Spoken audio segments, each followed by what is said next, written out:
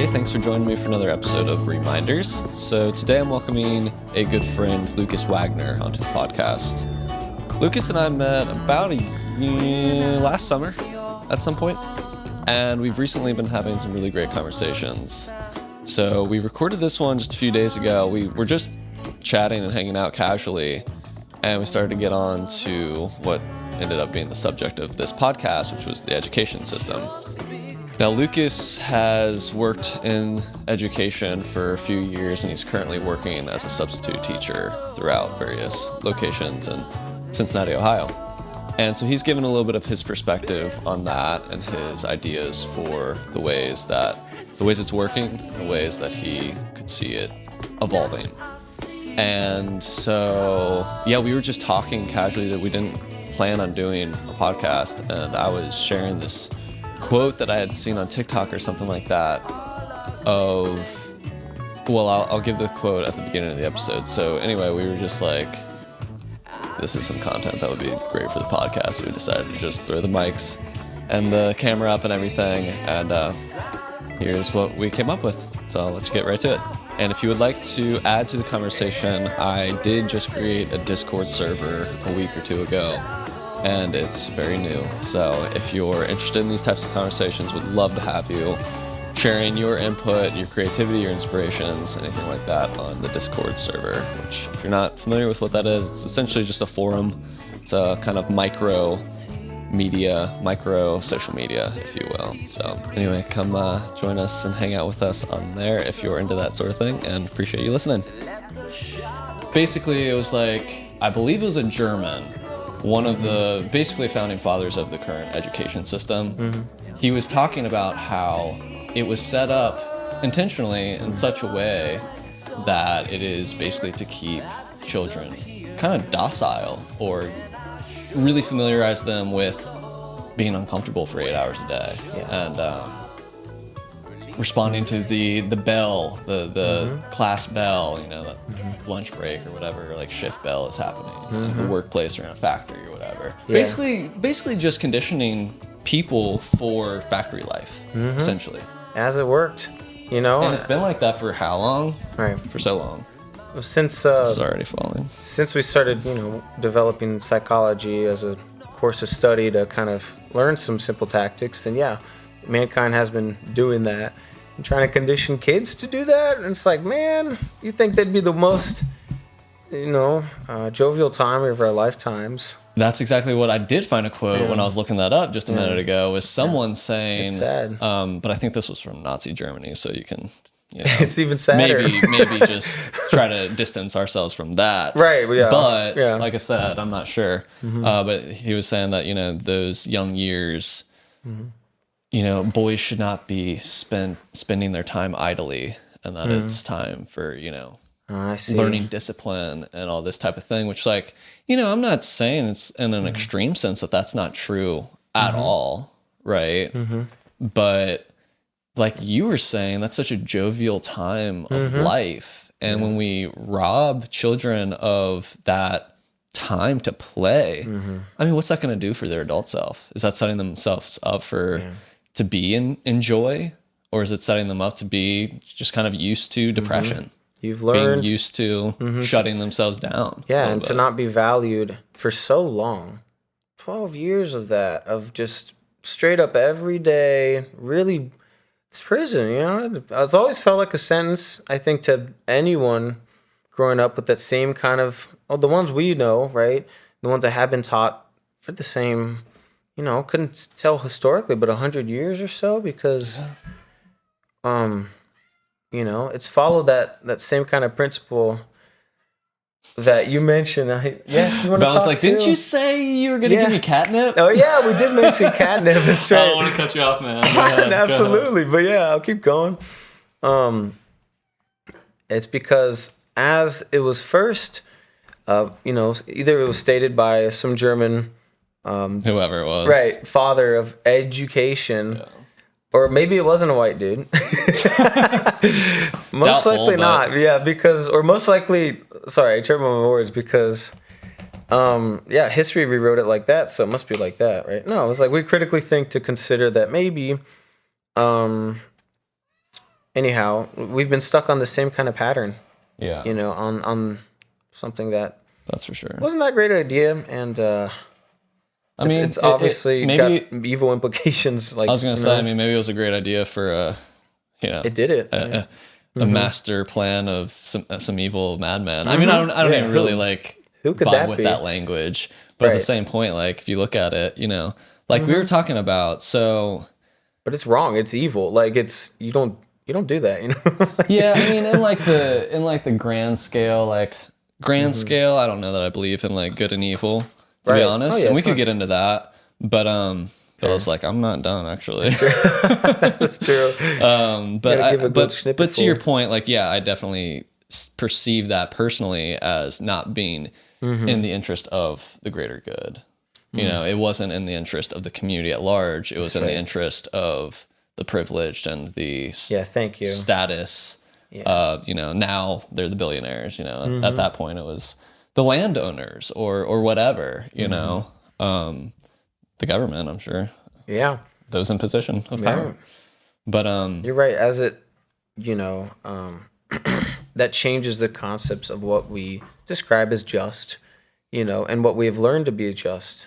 Going back to the schooling, we've learned that the order is a just method to treat us somehow. It's a concept of fairness. Like if this is what's happening every day, I live this reality is called this like school culture thing, and they just spend so much time in it. Kind of, at least for me, really felt like that. It was a really felt thing, really like Pink Floyd.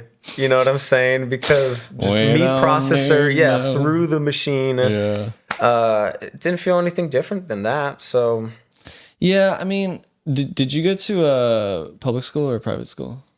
I was always growing up between. Oh, look at him jumping forward. I was always between Cincinnati and Recife, a city down in Brazil. Yeah. So my parents split when I was like 5 or 6, and their deal was 2 years in each country. So like growing up was a lot of back and forth. And so then when I got really excited about or what I really care about, which is really just fixing education. Of course, at the time was more like, oh, I hate school, like every other kid ever in every, system. It's a chore. It's an obligation. Everybody, and it gets to that point when it really, if we consider our life and the way we want to look at our life, is that the goal is for us to get to the point where we go like, oh, I don't want to do this. Right. No, man. But then you're told not to be a quitter, not to be a loser, exactly. all this type of How thing. could you go astray from that? So that's describing indoctrination there, but exactly. we wouldn't have the words to do it because I feel like it's outside of our experience to really affirm that that's the case. Sure. I don't know. What do you feel about that? Because I really like how you brought up if I'm gonna be already talking about good and evil, let's break it down to those concepts, like you said. Is it for the individual, or is it for the community? That's a good way of breaking it down. Because, like you said, or both, and there's the metaphysics behind that. How do we reconcile with, if we're gonna lead this path? Has been my personal thing. Is like if I want to find a solution for education, what is our role in that? But yeah, absolutely. Yeah. I mean, you're opening the door to the metaphysical part of it, which. I could dive into now, or I could say for later, but bringing it up, I think it does come down to ego.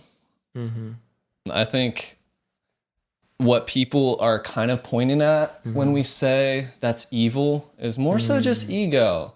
And I don't like demonizing ego either. Yes, I'm just pointing out the dangers of, or the consequences of the confused mind. And the confused mind is kind of what the conditioned mind is.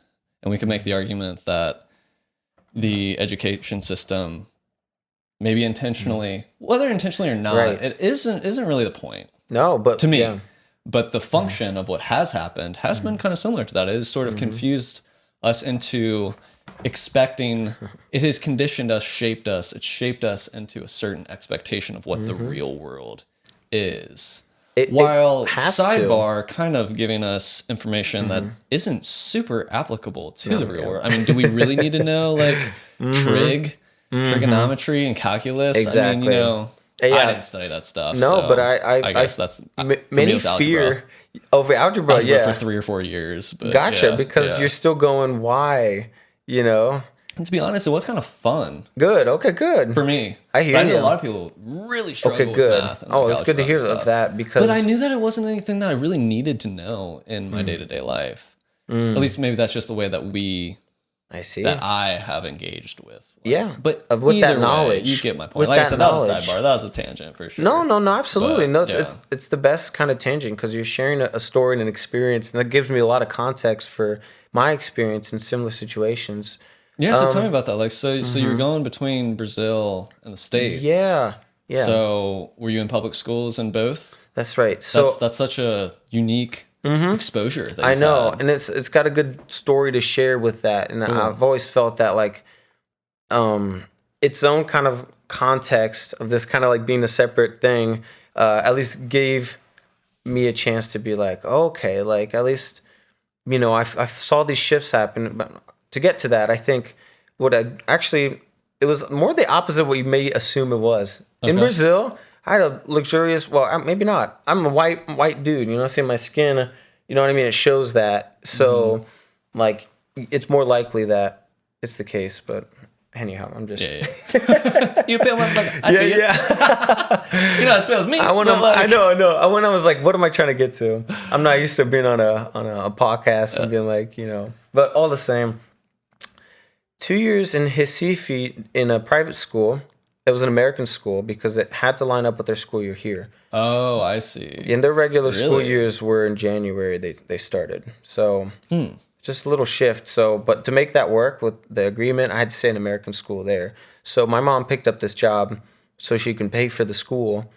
And then here I was in a public school, it was in Madeira, which is this like white suburb, you know, 1950s hella vibe, like even nowadays, you know. Yeah. And in America, that's more segregated now than it was since 1960s. Yeah, and you were just telling me that earlier today, and like I didn't even know that. It's true. Per se. But I can't say I'm surprised. Because from our experience, well, I mean, we know it's nothing different than what we read about in the history books. I know it was for me, though. I mean, at least growing up. I hear you. Yeah. Yeah, I mean, go on. I'm sorry, but like, no, as far as the reality of racism, it's like trigger warning when it comes to this, because we're going back to the same kind of brutality and a war on people. So it's that seriousness as well that I think when it comes to talk about education, again, there's another necessity for making a change there. And if I could even jump back, you talk about core content, right? Yeah. If I can make my take on that, it's that we're obviously really behind on that. And what's real simple, I think a solution that I've kind of developed is consider the minimal standardization of content and more like free will guidance and like more time spent in a more like purposeful, productive, positive way for a kid. Just start there. I mean, I'm using the simple concepts that that's it. Yeah. That's what I like to focus on. I've envisioned this kind of thing where in high school, like up until 8th or 9th grade, you know, I haven't thought before then. Let's say from 9th grade to 12th grade or something like that. That's a time where our high school system doesn't have to be that way anymore. They're not kids. Why are we still treating them like the same way as they were in kindergarten? Why? More or less, yeah. You got to ask to go to the bathroom. Everything. Your lunch is just 30 minutes. Like we do need to break up, at least in some point. I don't care if I'm saying 8th or 9th. Throughout your growing experience, so we don't infantilize these growing people. They're young adults. And so, like, what do you mean a transition like that shouldn't naturally happen? Yeah. And also getting in, like, more specific, like, pursuits or majors. You know, why isn't there major and minor focuses at a high school level? At the way we are, that's that simple. Why are we homogenizing our whole next generation of citizens, because of people, of our community? If we're happy to have them work and be at that age, we want them to develop past that and think more to the future. Like everyone aims their child and the people in their community to make it like accept, like, man, like that person went to the moon, something like that. And it's doable. We know it's past that because at any point now, any of us can with access to information and YouTube, like just pull up a video about it. Khan Academy, my way through this. How to get to the moon. Yeah. It's not a straight shot, but you can find Elon a way Musk there. got a path there, man. Goes all the way over. No, he's going way past there. Yeah. That's Gonna shoot right past it. Why stop at the moon? Just go and never come back? I'm serious, man. People really? just Would send you do that? Didn't they do that in Interstellar? No spoilers. I actually haven't seen that. Well, it's just kind of concept of like space exploration movie where you hit the edge. Oh, okay. Just keep going, you know? Yeah. I'm sorry, but like if they did that to find another Earth, I'm talking about the history of white folk coming to another side of the world. Yeah. And that's the only history I learned from school. That's the only history I learned from school. Yeah, basically. In American schooling, history is that, all right, British folk came over here. Now we're here. Yep, it's the history of the white people. Colonialists. What was I trying to say? I mean, it was that word. They but landed I don't know and they just went straight to California. Just the colonialists. It's really just the colonialist history. If they had showed up and been California, it's a little different. It's the colonialists. Just the hipster version of the. If they were wearing those hats at the time too. They were. There wasn't as much color, but yes, right. But it was trendy stole all the same. color from They're like, damn, I look natives. good. They were really feeling themselves and said, wow, my clothes look a lot better than not wearing clothes. Why would they? But to your point, man, to imagine what that would be like, you know, for the natives, for these pale, you know, weird, stringy, Homo sapiens to show up, but like we almost look like aliens. Yeah, you know, I mean, we were dressed entirely different. We had technology that was basically magic, and you just kind of pop up, and you're folks. Like, whoa, yeah.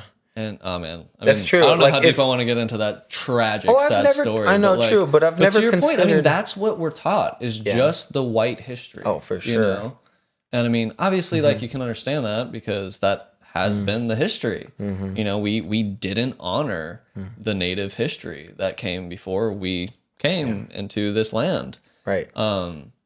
Forcibly, and that's a clear example. It's a great example of again. Like that covering, you know, of what really matters in a sense. So it's choosing your values, perspective, what we're choosing to perceive or what we have perceived. I think it's not to cut you off. Not at all. Go ahead. Yeah. I just feel that it's a good example of how when we perceive one thing, when we perceive one history, that means we're not perceiving. Or in a certain sense, we're being deceived, not perceiving all the other histories. Interesting. You know, so are we really educating ourselves in a well-rounded way, or are we just slurping up the fodder that, you know, there's a lot of that. The colonialist agenda, if you will. Right, and it builds up all the way through. Which I don't know that it was actually a thought through agenda, but it's just what has happened. It's what has happened. Yeah. And like I think we can just move through it. We don't have to like pout and like throw a fit about it. Like just all boss up and be like, it was an ugly history. Let's do things better. Strike out, you know, change innings, change sides, you know what I'm saying? Like not in a Democrat Republican, but even though that's what it is. That's a joke as well. Personally, that's just an opinion of I don't understand how to. Can't even talk about that. Yeah, we can't even get into that. Legally, I'll have to cover my mouth if I talk. So you can add whatever you like while I'm saying. We'll get into the political satire on another episode, but on a musical show. It's basically what it is at this point. It boggles my mind that when people do take it seriously. Politics and the government. And like, I get it. Like, of course, I take it seriously to the degree that, like, I am living within the confines of our government. Yes. I recognize that. Yes. And yes, I also recognize that I'm a very privileged person in those confines and that experientially I live a different experience than a lot of people do. Yeah. I mean, literally, I live a different experience than everyone else. Yeah, exactly. You know? It's felt all the same. I think even when it comes to, I like to use the Brazilian words, which is like the oppressor and oppressed. So like when we talk about oppressor and oppressed, like I think, But it doesn't have to be that way. No, you know? but Does it's the just to majority describe- have to be Oh, yeah, it's wrong. oppressors? no, you're right. You're right. It's Go just- on, though. No, absolutely. yeah. But I think when it comes down to it, I think it is worth analyzing the oppressors' culture. What's going on there? Yeah. You know, and I've had to Yeah, because to be, we be clear, recognize in this situation, it is that way. It It is is. oppressors and the oppressed. Yeah, But in I'm any just saying, sense, you like know, when why we're being does- racist or is that innate? xenophobic or Yeah. like that's being an oppressor in a sense, right? Oh, and any other absolutely. aspect of participating in a system. So yeah. It's the Yeah. just like you were talking about with Yeah. that lady that was on the megaphone. Oh, that's right. You know, Can I tell the spouting some story? yeah, go I love for to tell it. the Go for story it. because apparently to my friends it paints a good picture of who I am, which makes me smile. But sometimes I do stuff, I'm like, man, I'm such a goof. I can't believe I did this. Like, I didn't know that I was gonna use it for a story on a podcast, but that's exactly why I did it. Like, I didn't care. Anyhow, That's living life. 12th man. and Race That's what's downtown up. or around there. It was a nice sunny day. It was like first day of the spring, right? And then I went out because I thought, man, I'm gonna work later, but like I just need to enjoy my day and like be Yeah. out here. Good for you. And so I pulled up to a corner, and a lady wearing a longer gown and a Bible and a megaphone or with the speakers or whatnot, Oh, set up she had just a like speaker? this. Yeah, check out her podcast. All in all, What's it called? Bible belt too tight? too tight. That sounds raunchy, man. Only one way to find out. I know that I wanted to find out. I was there on the corner, and I just thought, okay, we're here. I mean, first off, this is kind of rude, but I wanted to figure out what are you saying? And she was Which talking. shows something about you, your level of open-mindedness and respect. It's helpful, you know. Thank you. And also, from there, I was able to hear out, and then she started saying more hateful things, determining that homosexuality is a sin, and that boys are born boys and girls are born girls. That kind of conversation about gender. Yeah. And I was like, oh wait, hold up. And I Nobody said, ever. This lady downtown at you. right there, like everyone else is like, oh my gosh, you know, like I hope my I God. don't know what people's experiences are, but I pulled up and I kind of stood real close to her, not trying not to be aggressive, but she was definitely threatened because all in all, you know, a stranger comes up and I started asking things, something along the lines of, you know, do you really think it's good to be like mean to people?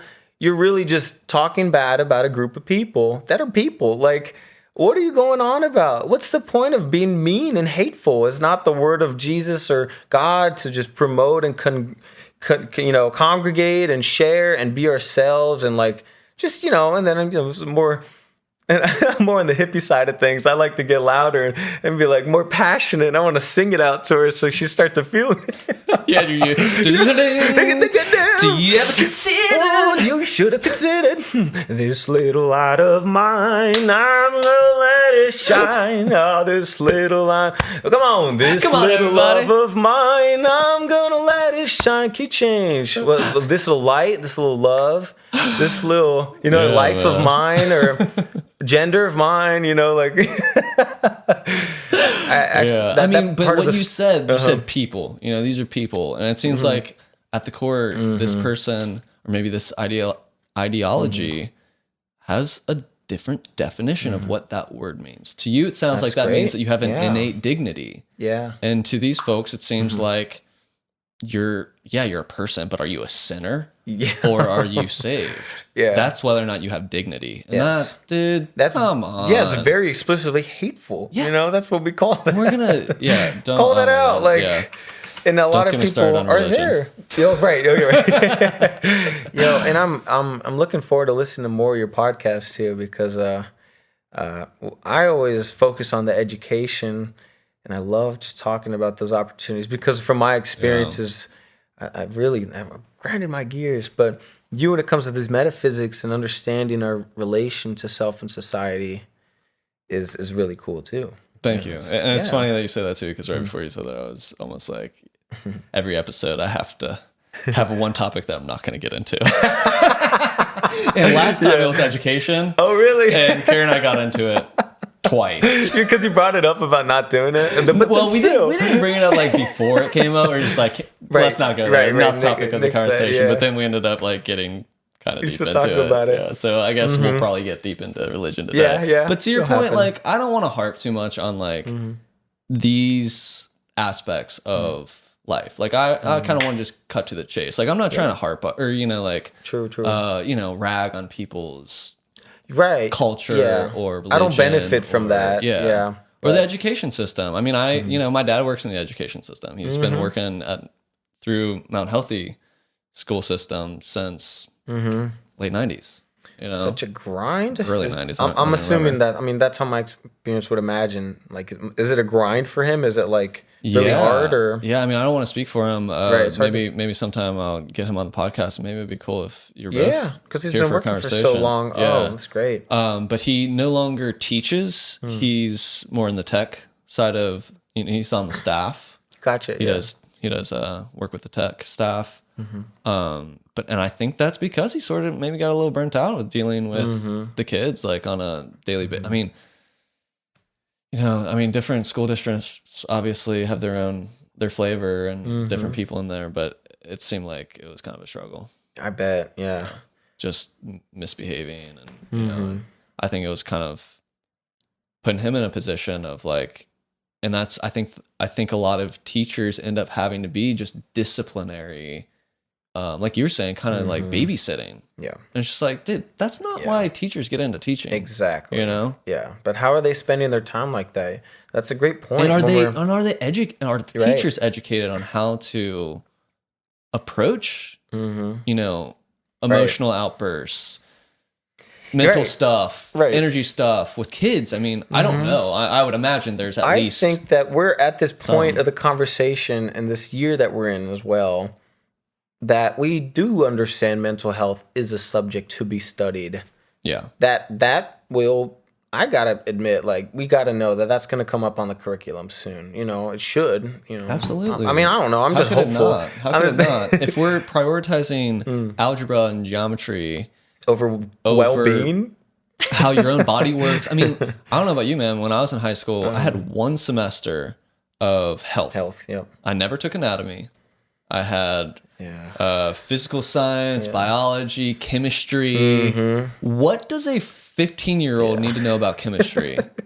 I'm sorry, but legit. That's a part of our well-rounded education. I mean, my high school wasn't terrible. Like it was a private school. I went to Roger Bacon, and I took a world religions class. But let's explain in my senior year, better and that was really cool. Why I agree with you, but let's explain better why we think that chemistry might not be appropriate for a 15-year-old. What did you mean by that? Well, thanks for the ask. Yeah, because I personally, I think I know what you're saying. I think if a 15-year-old is interested in that, maybe based on how they did with other science classes or with biology, I don't even know. I mean, biology I do think is a little bit more fundamental. That maybe everyone should have like an intro to bio. Type of thing. Maybe an intro to chemistry. Well, but I was doing before even intros, I think that already jumps into you know what I'm saying? Like we haven't even gotten to there yet, because if the fundamental question is like, should a student... Can I grab one of those pillows? Happily. For what need does a student have of that? I remember that being your question. Or my... I mean, that's what... Yeah. What is the need of this? Because before we start saying what does and what doesn't, we need to talk about maybe what that is. I don't know what the need would be for chemistry other than just... I mean, I think having a basic knowledge of the periodic table is useful, or at least interesting. I don't know how useful it is. I've never actually had to refer to the periodic table now that I think about it. Now it's like I'm counting the times on my hand, and it's like... Yeah. But I admit... nope, that was a test. My thumb's still working. Didn't even really use it in college. I mean, that was me, obviously. We had the periodic table of elements on the wall. I admit that it's interesting. I want to know how the universe works. I want a glimpse into the mystery, but I want to do it not necessarily on my own terms, but like I want to explore the parts of it that actually interest me, rather than us all being sat down and all given the same curriculum. And to your point, like I don't know, what's your answer to that? I don't see any immediate need for chemistry being taught or anything like that. Yeah. I think that for goes, everyone. Yeah, really it's far so along young. the lines. I think it's... I really struggled with chemistry. I had to cheat my way through. You Legit. knew that was your no like your no talk thing in certain podcasts. That was your course. That I'm like, nah. And you show up and you just like put your hood up and you're like, nah, fuck this. Because that's the high school experience. It just didn't like, register for me. But nowadays, I am really not really interested in. But like, No, I think it's yeah. fascinating. Yeah, I think you're there for it. I mean, chemistry. Yeah, that's especially really the cool. more you learn from it, because And I'm you know sure what it is? It's now understanding the implications of what you can do, how Right. you can apply that knowledge. As a kid, I was just like, why do I need to know this? nothing. It didn't connect with anything else. Now you're an Exactly. adult. Great, It because wasn't relatable. I can tell that some, to name some, like the metaphysics and these kind of understanding the universe, these questions that really get you going. Like, I think, like, I'm speaking of you, by the way. It's like, of that connects to what you learned at that point. So that makes sense for that, right? Yeah. So maybe that answers well the kind of question, which was, what is the purpose of learning that? Was that the question? We can run it back. Line. Yeah, the line. Come on. What do they say in court when you need them? Yeah, to that's what like, it is. Line. Yeah, Is that what they say? I No, think that's so. like That's cinema. like if you're really bad and you're like, okay. damn it, what's the line? No, it's like There read might back. be, yeah, read there back or might be something like another that? word, I so don't it's know, less whatever. embarrassing. It's the same thing. It's like, I fucked up. Being an actor must be really hard because to right. get down to that. Right. But no, you were asking if I thought or what value I thought there was in a young person learning chemistry is what the original that's question right. was. What is the purpose of this? Yeah. Is that Yeah. along the When I lines gave my of that? take, Like, what what is the justification for taking the damn thing? What do you think? What do you think? I think that it's the same question that every little, big, every teenager, every kid is asking every day in school. Like, why am I doing this? Yeah. And it's wild that we finished it. I finished an undergrad. I studied critical sociology of education. Just want to share that about my background. But nowadays, I still ask myself, and we don't know the answer to it. Okay? Like, wait a minute. You're making a really good point. No, Was there something else you wanted to add to it go before for it, yeah. before I interject? Yeah. And it's that, and we didn't have, I mean, we did, but like our teachers didn't have Google when they were our ages. And now changed. people that age, 15, whatever, Historically. dude, they have not just Google where they can have basically any answer to their questions. Any they also test. have TikTok. Yeah. They have such a vast and fast connection to other information.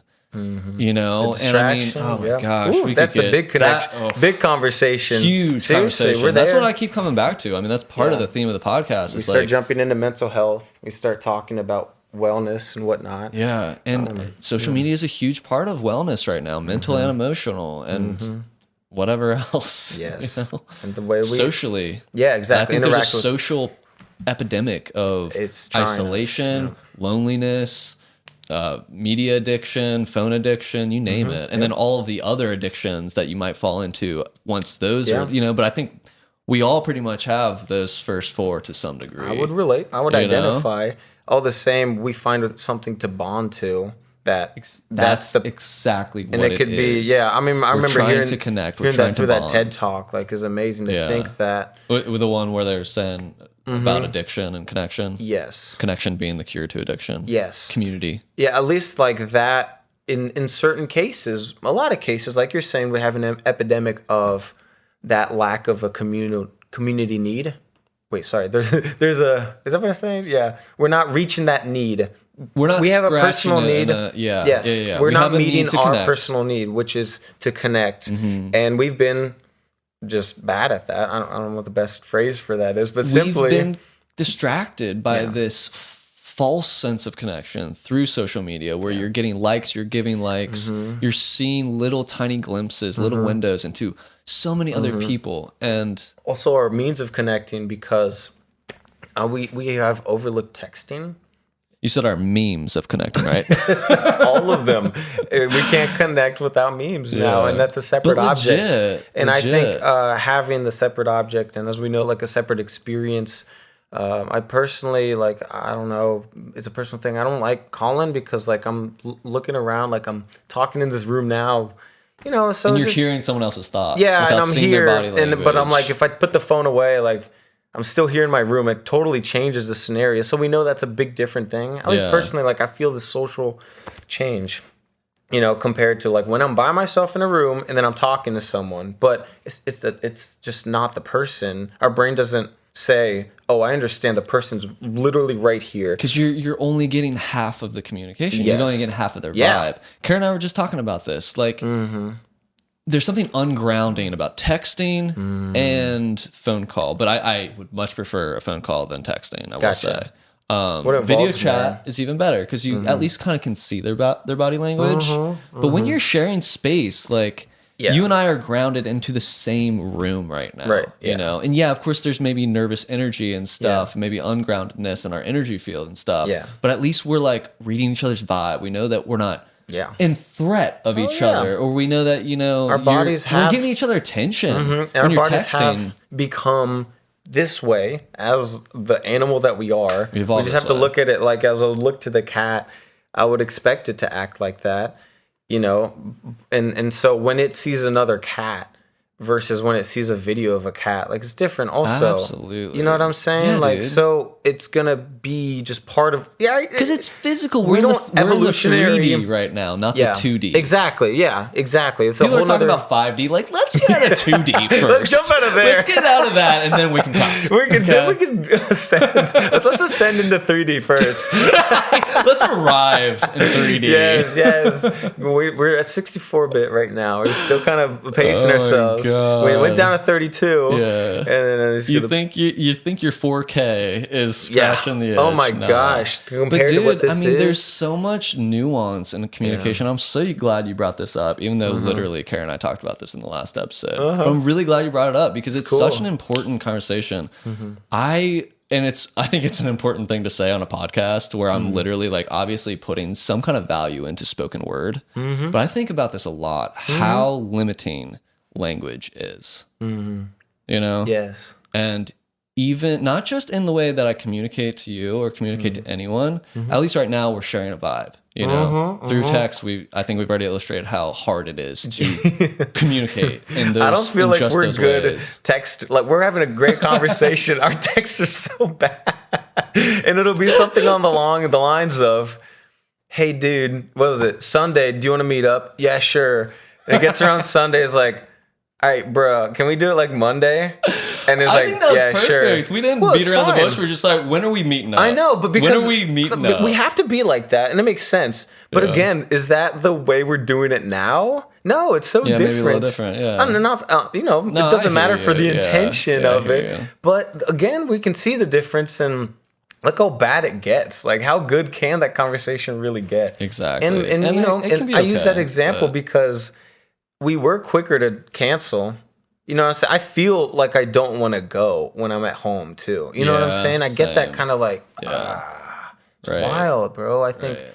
that, I don't know if it's a new thing for our, you know, humankind to, because of what's happened to us, if we've all shared some trauma, I've heard some people. definitely. Yeah, I There's think been we're all kind of definite shook. Pandemic trauma. And I Absolutely. or like, as just that what growing up is. And like, I mean, both. You know? In our cases, yeah. it has to be. In our case, That's it was. right, yeah, there's no circumstantially. reason to consider Yeah. in our case. Yeah. I think to consider for any future generation, I think the whole purpose of, like, even to connect to the conversation we have about understanding our history of colonial overtake of America is, let me get to this point after I remember it.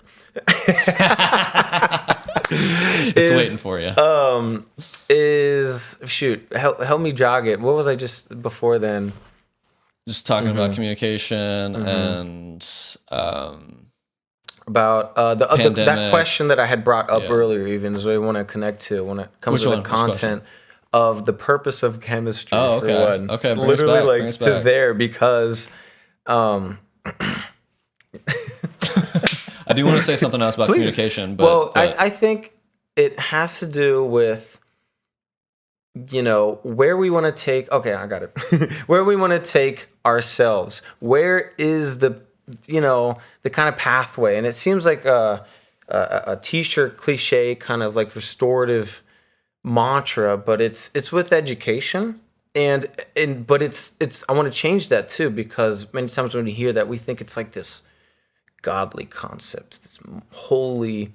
No, Education. man. No, we did it. We just made it. Like, we built that thing. Sure. But it's another working system. now. You know, it's working actually pretty great because there's so much Education? money in it. I mean, sure, it could be more here and whatever. Like, obviously, like, but like, there's enough. And Are we people still care. talking about education? Yes, sorry, yes. The institution of education has a very recent history, but it's like it's running very strong. It also plans to stay. I see it like that. I don't mean the current one. What I mean is just like, people get behind it. People say stay in school and they believe it because, yeah, you know, the it's point been I'm heavily conditioned. so let's use that. You know what I'm saying? But yeah, Right, because rewrite it's the there. scripts. The within platform it. is there. I mean, I'm not against education. Yeah, I know. And so it's so good about that So I see what conversation you're saying. is Yeah. we see the faults of raising people to become as evil as they can become, you know, because of the compliance. Or just compliant. Yeah, not even evil. but And just, all these faults that we can definitely recognize and also see opportunities for our future when it comes to, like you said, our access to information and how we really want to determine our lives to be. I mean, those are obviously very two different like parallels of the way we're kind of brought up, grinding, fearing every day. I physically felt like, looking back, I felt like I was in pain every day in school. Really? You really had to be Physical like, pain? Or yeah, just- man. I think emotional pain. Yeah. you know? I mean, I was definitely in emotional pain. Wasn't everyone? I don't sure. understand this. I'm sure. How can this not immediately think? Well, to me, I just say we need to be doing something about that. You know, Yeah. let's work it. It's there, like the education. You know, Flip the scripts. Yeah. simple. Yeah. Absolutely. And like to refocus on why is it that, you know, I'll drink some water because I was like, Well, let me ask you. Did you have anything else you wanted to say about your initial question about chemistry being, is that a valuable thing to teach? I So did. basically, what you're saying is Yeah. that the system is strong, the structuring is strong, the infrastructure is there. possibilities. But we just need to flip the scripts Yeah. of what we're doing Yeah. within that infrastructure. I'm I hopeful. 100% agree. Yeah, that's great because like I'm hopeful. It shows that there's promise. It's there. Yeah. But no, I do have a lot to say about my personal like insights when it comes to that. We mentioned one is well-being when it comes down to Yes. it. And I wanted to give like a quick lesson in a sense because the implicit kind of underlying values that we transmit to kids and students is Yeah. called the hidden curriculum. It's no secret term. It's just sociological education, educational theory kind of thing. Yeah. It means when a student, I'm a student, I get up on my seat and I talk to the teacher a certain way. He kind of gives me that look back at me. That's what's being taught. You know what I'm saying? I'm teaching you that your behavior's out of line. Through your body language. Yeah. Yep. That's an example of all of this that is transmitted, and I think much has attributed to my, like I described, emotional pain earlier. So I can tell from my experience that's what it played out, but also in all these other values and school choices. I see for teachers too, of my roles as teachers being managed by administrators. They're hidden little things there too. In fact, one time it was served on a platter of, well, this is called hidden curriculum, but she meant the opposite of what she was saying. That was how sneaky this lady was about it. This superintendent and whatnot in school I won't name, because the cops will be at the door in a second.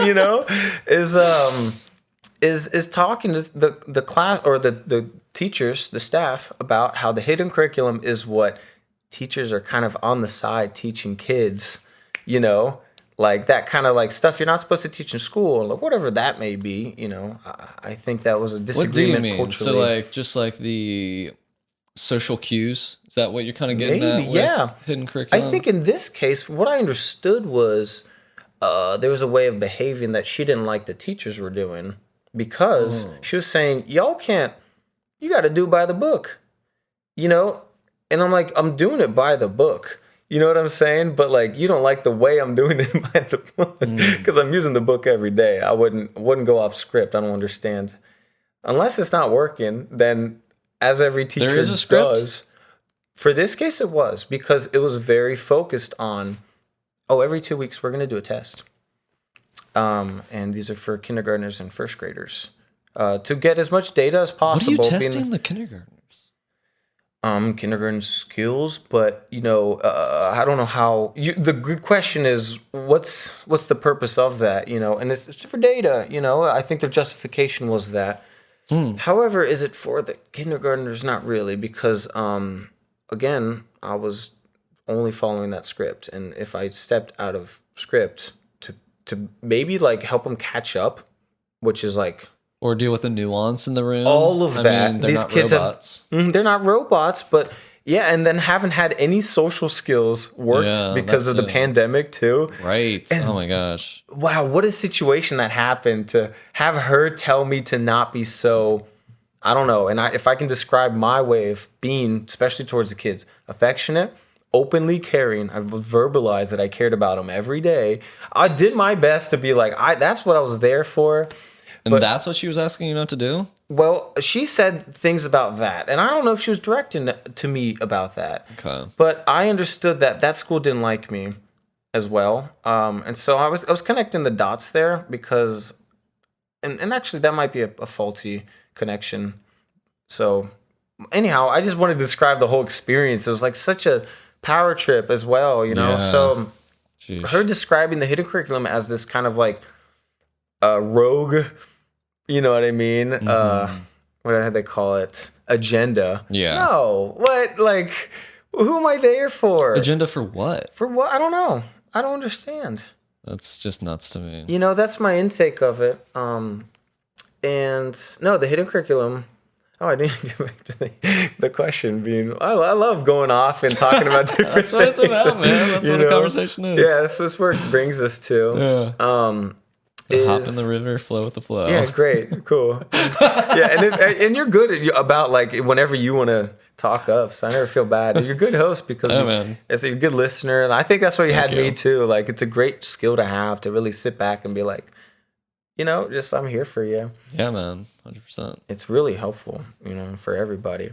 We could learn that. Legit, and we sure we do. Legit. But like, no, it's not really that. It's a lot of stop talking, stop talking, stop talking, stop talking. So no, we're not really teaching that. Exactly. And what's that gonna do?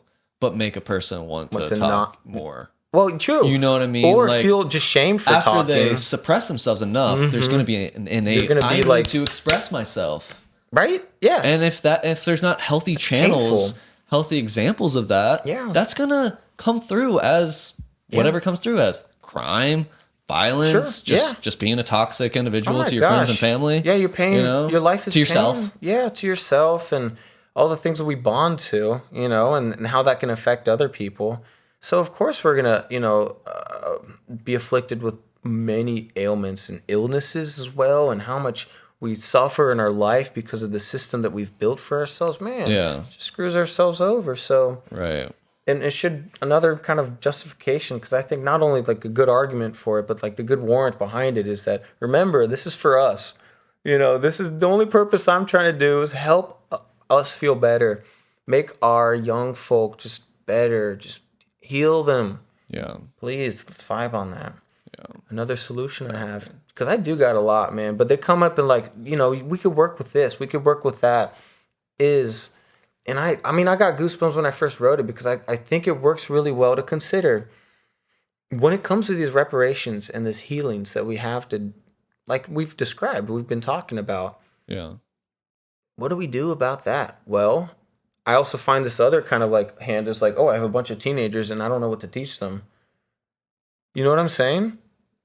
Not yet. I have these issues in society, these pains and like, you know what I mean? This wound that needs healed. We have bonding that is not healthy. I see. Addictions, community distance, like segregation and like and you're saying what violence, crime, the ones you described. Right. All of these things that like, oh my God, like shadows. This country sucks, like healthcare, America, like politics that we're not going to get into. All the things that we don't want to get. Yeah, we don't want to get into because they're pretty bad. They're pretty bad. I kind of like, don't want to say that, they're the answer, but But yeah, that's what we got, you know. Like that's us. Those are your younger us's. Absolutely. I'm so sorry that like you think that wasn't a good idea. Yeah. To that they're not old enough, that they're not there. That they can't make these decisions themselves. They're young. They can't They're be trusted with it. their own curiosity. Yeah. That's what I was saying. That's on the whole process of growing up. That's what you want to, by the end of your life, to be doing that. Absolutely. The things that you were meant to do. And it's such a... Isn't that the focus? It's a perversion of what it means to learn. Because when we start to associate learning with school, and we've associated school with obligation, a chore, pain, whether it be emotional or just physical, of waking up so early as a kid. Oh my gosh. I was talking to my little brother. He's 16 years old. He's in high school, obviously. He sleeps like 6 hours or less a day. He's got so much on his plate.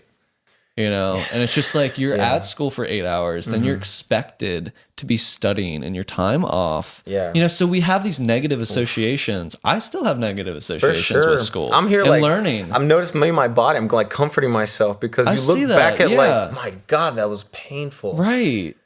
So, and we deserve to forgive that and to. I'm happy to put it behind me. Realize that we deserve to explore what we're curious about, you know, and not be told that that's stupid or that you can't make a job out of that or a career out of that. Why does everything have to be career focused? And to your point, something you brought up earlier, you're like, you know, you could go to the moon if you want. I'm just like, it doesn't even have to be grandiose. Right. Like you could literally just be an excellent mother or an excellent father or an excellent person who chooses not to have children, but is still a positive influence in the lives of the people that they are in. You know, that it doesn't implication have to be of a career does have I think a pretty telling history behind it. You know, like we can easily kind of like I mean, but you don't have to be famous. You don't have to change the world. You know, no. But I mean, if literally the journey of education is that, yes, that has been the telltale time. You know, we think that all of education has been that. No, that's been in this last period of time since industrialization. Yeah. So, true. Oh, dang, right? Like so many times, like in between me and my hippie friends, we'll always be like, oh, but the universe would be better if we were all in our communities and bringing it back. It's like, sure, we can go back in time to how it was before we had the school. Or like we saw that we did that before, then we have the school, and then we have this opportunity for like way better, you know what I'm saying? We could just bring the good parts of, because let's be honest, let's not romanticize the past. There were absolutely suffering. I mean, not having, you know, shelter and blizzards, like losing people to famine or just circumstance or to the other animals and prey out there. You know, we've convinced ourselves that we're at the top of the food chain, but like, are we? I mean, I guess we are, like the way we've positioned ourselves because of these big old smart brains. But I mean, are we also killing the whole food chain by wrecking the planet and not allowing for a suitable home for ourselves and all of the things that are our resources? We gotta admit who's really at the top of the food chain? We're not winning from that. Mother Earth, it'll eat us alive if we don't wake up, you know, and get serious, you know, just or not even serious, but get like, it doesn't even have to be the wake up, you know, I don't know, just kind of want to backpedal from that. Just like, let's just get real. Just like, let's stop pretending that serving the gods of capitalism, the gods of consumerism and status, like that. I mean, if you look at the way our society is structured, that is how it looks. We absolutely prioritize giving our time away for a little piece of energy that's going to allow a certain degree of status. You know, we give away our time so that we can afford to be in these cages that we've convinced ourselves that we need to have. You know, and like I was saying, of course they come in handy. But do we need to be inside all the time? You know, do we each need to be pumping our houses with air conditioning and heating in every single room at all times? Let the lights run on the school all the time. Like, no, wait, what? I mean, this is the whole concept of it. Well, I also had to name because that school, I had to ask why the kindergartners and first graders weren't going outside. And this was during the summer. Of 2021? So, 2021... year after pandemic, everyone knows that being outside or being inside for too long is really bad for you. Wouldn't let these kindergartners and first graders go outside for recess because it would get in the way of their learning. And that's not even true, though. I think it goes to say that it was a summer program where the goal was not to punish them. It was to have them catch up by the school year. What you ended up punishing them? I don't understand what you think you're doing, but that was a punishment to keep them inside all day. Yeah. I fought and we got 15 minutes is what we got. That's absolutely nuts to me. Oh, yeah. Absolutely nuts. Oh, yeah. I mean, first, it's not even based in science, not even based in reality. Like, actually having time to rest and play allows us to learn better. Even taking naps allows us to integrate the information. We don't even need to justify What are we doing? Yeah. What are we doing? And, this goes into adulthood, too. There's this binging on information that we do. What are we actually absorbing? Well, now we are craving more. Because maybe because we're lacking some of those needs that, we haven't met and haven't learned to kind of reach. I like to speak personally, but it almost seems like, oh man, I don't have what I want. It's rough. And so that's when I pull the phone more and I'm just like, man, whatever. Don't even notice the doom scroll. Yeah. Never notice it. Right. Wild. It is wild. Yeah. So, just acquiring those skills to, that's the type of stuff that like I still need to educate myself on. Like how, that doesn't change. Yeah. Have brought these conversations up to so many people, the need for shadow work, the need for now. Oh yeah, that's a great lesson. Shining the light of awareness into those traumas and things that we have repressed or suppressed. Healing. Yeah, absolutely. Right? Yeah, and can we do that in isolation? Like probably only to not. a degree. Yeah, probably exactly. only to a degree. Because we're missing a need. I mean, we have a need for privacy and also that thing too. And solitude. Exactly. That's a real thing. Yeah, it's Absolutely. there. And so again, we are social beings that we need each other too. So let's work at and absolutely. And that brings me. It's so interesting because I've been subbing. And I go to different schools just to kind of see how different schools are. Yeah. It's a great experience for me to kind of like, wow. Can they be drastically different? Yes. Yeah.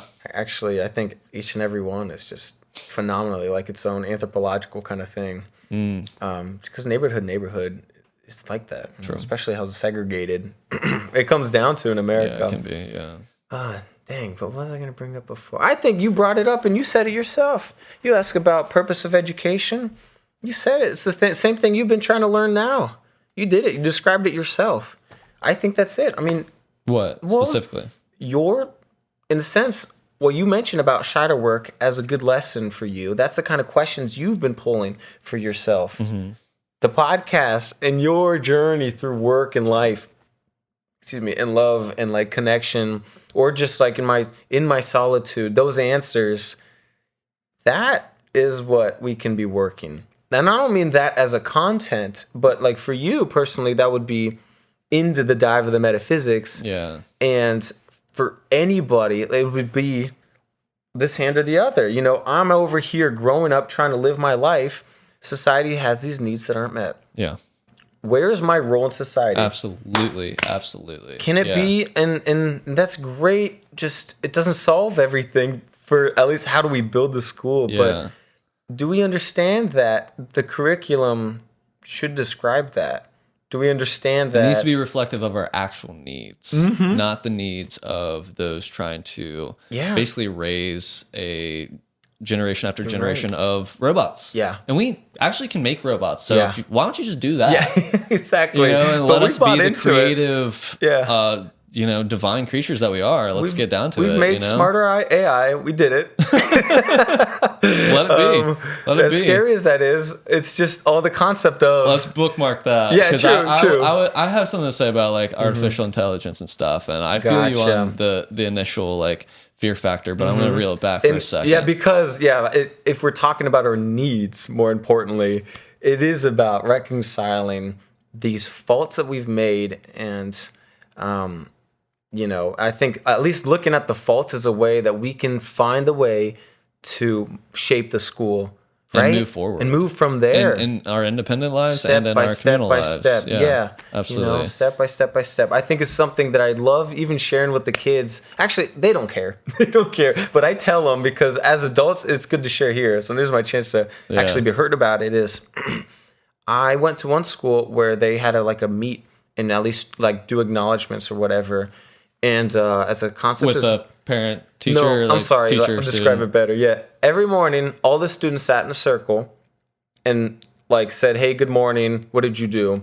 And the other person shared what they did. Like last night or whatever. Yeah, something like that. Cool. And it is such a simple concept.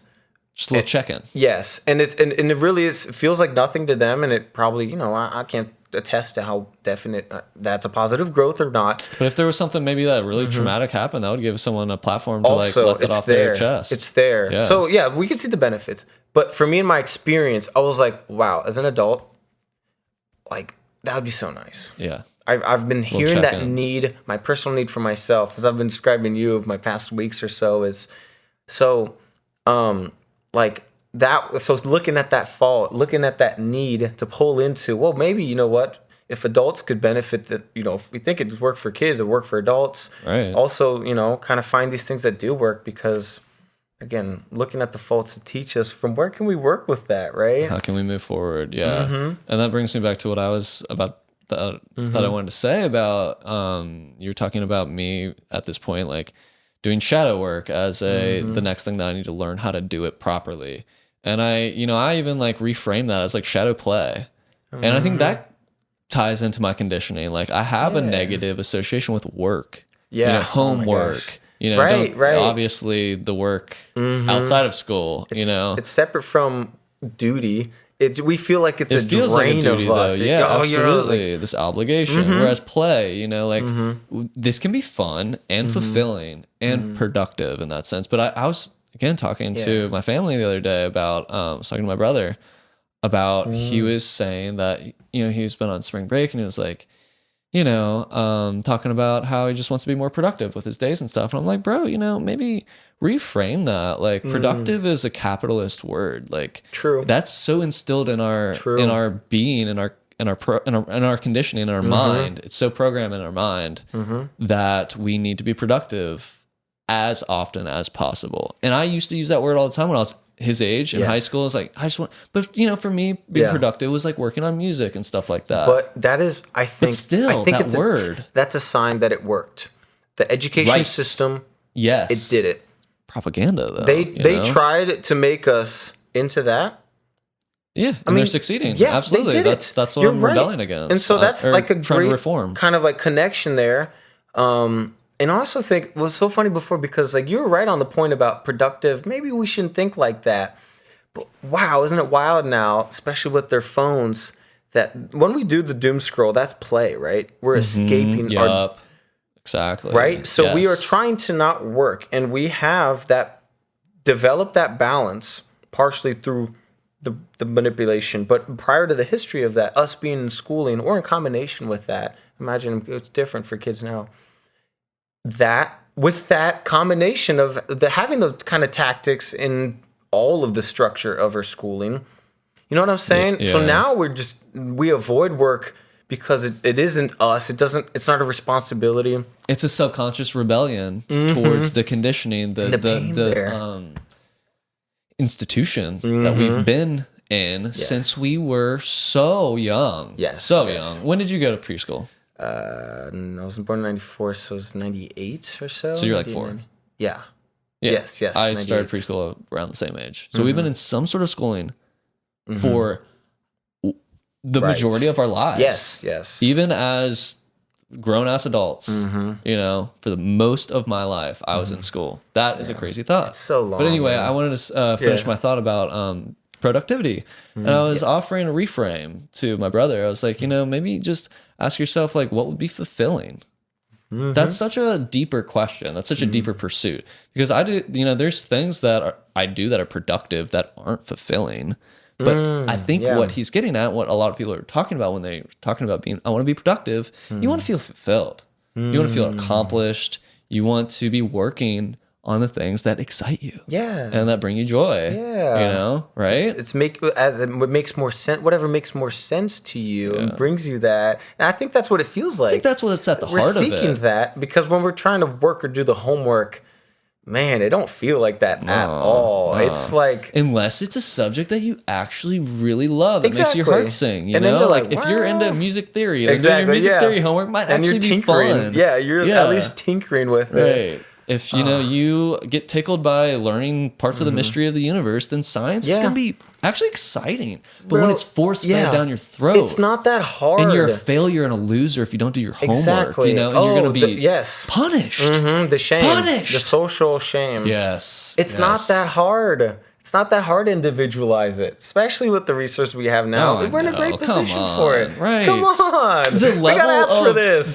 Bro, the level that the algorithms and social media know us more than we know ourselves. We can build our own Why is that interest. not being implemented and integrated into education system? Okay, fair enough. You know what I'm saying? You're not wrong. Like, that's I'm scary. just saying, like, maybe not like Facebook or TikTok, but like we can technology.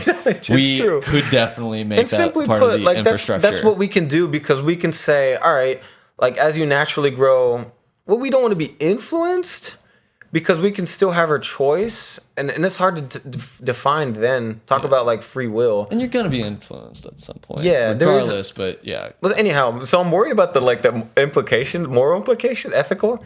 However, yeah, man, we're there. Like, and it's simple to kind of connect us with that. So it's not missing from that, you know. Yeah. It requires.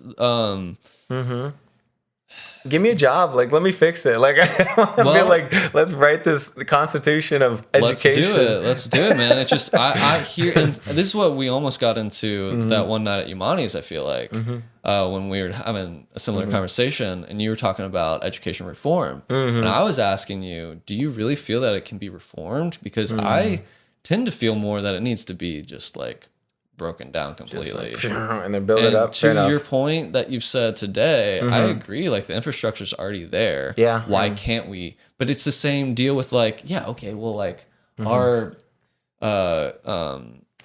country's infrastructure is here. Why can't we just reform it to the way I would like to do things? Yeah. You know, but it's not. I don't want to be the dictator. I just want people to wake up to their own power. Great point. And stop externalizing our power to either.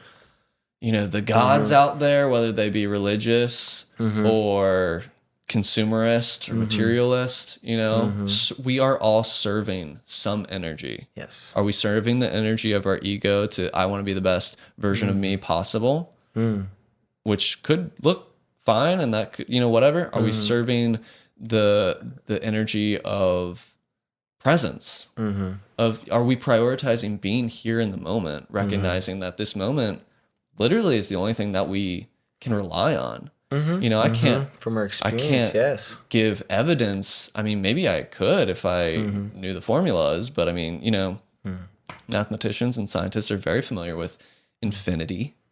Right? Yeah. From a logistical standpoint. Yeah. Mentally, we cannot fathom. No, yeah. I can't describe the feeling. But where's the only time and place that anything can occur? Right. This is the moment. This is it. Right here. It's right here. It's right here. Wait, is it? Is it? It's right here. Oh, there it is. It's all around. But like, this is the illusion. Even me and you, we're the illusion. The real true moment is like centered. Interesting. It's the center. Yeah. Have you ever seen that? Yeah. The torus. Oh yeah. The toroidal field. You know, this idea that like all of the matrix of reality, so to speak, the I don't know, now I'm getting way I love it. But, I get interested in this content as well. Yeah. Just that it's all a projection. That the only thing that's real is the moment. The only thing eternal is the moment. And everything else, I mean, we know, dude. We know that our egos are temporary. You know? And like Lucinda was saying earlier, like what are you giving your attention, your finite attention to? How are you spending it? Yeah. And man, that hits deep. It does. It should. A lot of it gets squandered away in my life. We're scared to think of those things. That's for sure. Yeah. Because I mean, I just turned 30 a few months ago, so I'm thinking about it, man. I'm definitely thinking about it. Great. And it's a good thing. It's a good thing. Yeah, absolutely. You got the life ahead of you. And you know what? We can reframe it. I won't do it. I won't call it work, but facing forward in our life. And I want to like challenge and say, that's kind of like how we compared to play, where we're just kind of like goofing. I really value play. Yeah. Let me just be clear. Goofing is valuable. Yes. I'm the goofiest. Like, I know. I love Well, you can discover some productive things. Absolutely. And being free and goofy. Yes. And it can be both fulfilling, fun, and productive. I know it helps people, so I know it's productive. Right? But like being the work, doing the right thing, living my life the way I want to, that's kind of where I'm seeing that connection. Not trying to be productive, but just really... constructive. And what's the word? Manifest. Yeah. But in the other senses, like I described earlier when we were talking, is I like manifest in the sense that, like, man, I just want to do the thing that I want to do, man. Yeah, it's more about caring and like really feeling, accomplished. I got the one life, I might just live it, kind of thing. Right. Exactly. Okay, so I did want to go back though, because I said something that I definitely disagree with. I said, let's just write up the Constitution for the education system. Yeah. But again, that would be a total rework. And I could see that stance, but I personally don't think it's the best because there is so much opportunity with these incremental changes that, like, I can't see it being... Hopefully, I'm so naive in this sense. I can't see it being that hard to change. Like, we can focus. It might not be hard, there. but I just don't know that we have time. I mean, we do. But at the same point, I feel an urgency. I feel that we really, Yeah, I think if we believe can whatever story you want, explain the faults and obviously show the horrors that have happened in the American education system, and like with the trigger warnings, like think of the worst things that have, happened, serious trauma to humans, emotionally, physically, people being lynched and just genocide and what do they call that? Ethnic cleansing. That has all happened in this land and all across the world, and it's ugly. And not just that. There's also been other consequences to capitalism. This isn't just millennials and Gen Zs being, I don't want to work. Come on. No, Come on. It's really recognizing reductive. the consequences of prioritizing consumption and productivity over human dignity. Not just human dignity. It's not just damaging to our feelings or to our lives. If you're going to belittle human lives and stuff like that. And not just all experience. that. We're also killing the planet. Come on, man. Whatever story you want to believe, put your face up to a muffler. Tell me that's going to be okay for the atmosphere. Yes, you can't breathe that. Yeah, no. You can't breathe it. So don't, I mean, tell me that this random dude that discovered how to run a car on water alone didn't get poisoned and killed. Right. I mean, believe any story you want. Like, that could be false, but I don't know. There's also stories of Tesla coming up with free energy. Really? And his whole story. Yeah. Oh, it's news to me. There are solutions. Yeah, I mean, It's I mean, like, it could be aren't. so easy. I mean, there's other clean energy solutions, but it also could just be like even easier. I mean, if hemp were prioritized as like the most beneficial textile and industrial engine plant, it's a true miracle plant. I mean, you could build a house, you could build a car with hemp textiles, you could power that car with hemp fuel, you could eat the seeds and have the most nourishing proteins. I mean, of course. Yes. And it literally could do so many things. We see these opportunities, and we've demonized it. Yeah. We have put that plant in a cage. We've put human beings in cages because they've had that plant in their pocket or in plastic bags in their homes. What are we doing? Yeah. Come on. I'll share quickly that in my first day of sub teaching, I saw a frisk in this 6th grade classroom. I'm in the class. I didn't expect nothing of it or whatever. And then 5 people with these purple gloves and a cop come in, say, all right, you're sitting in your desk. Stay there. Put your hands on the desk, to the whole classroom. Oh, my God. Everyone there. And I'm sorry, but I'm no lawyer, but what? You can't just come in. Oh, no, it's a school. It's justified. I'm like, okay, sure, but where did we change our ideas of like basic rights? How did that work? Because like we're legal as children, we're legally obligated to go to schools, and you show up and you have a mandatory frisk. What is going on there? That is an absolute violation. I feel like secondhand trauma from that shit. Can you imagine for any of those kids? I can put myself in that. That would not. Because I felt it. I've seen too many videos of cops killing people, and that's not my statement towards how I feel about cops. Again, that's like a political thing. It's not about that, but it's about how are we resolving the issues, going back to it. But it is a whole nother separate conversation about where are we leading ourselves to that the kids feel threatened enough in school to be, you know what I mean, causing threats that or that bring in police. The man feels so threatened by the youth and by, whatever, by...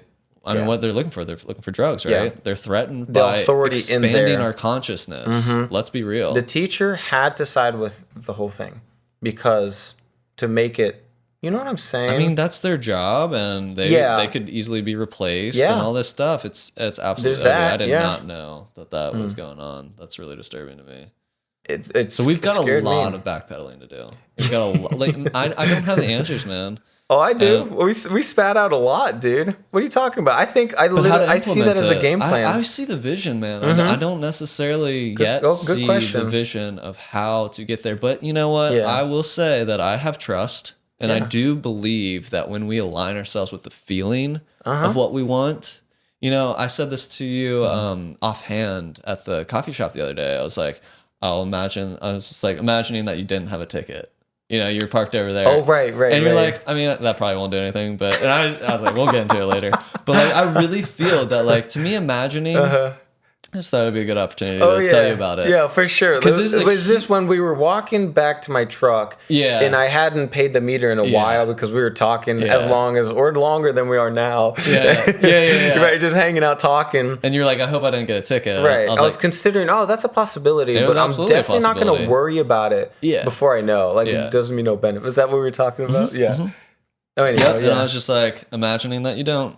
Right. And because to me, even just a glimpse into that timeline, if we're going to believe in multiple timelines, which I absolutely entertain that idea. I mean, I kind of witness other timelines anytime I fall asleep and end up in a dream, if you ask me. I mean... Yeah, I saw that happen with Lucinda earlier with Deja Vu. She kind of looked at it and was like, whoa, this is...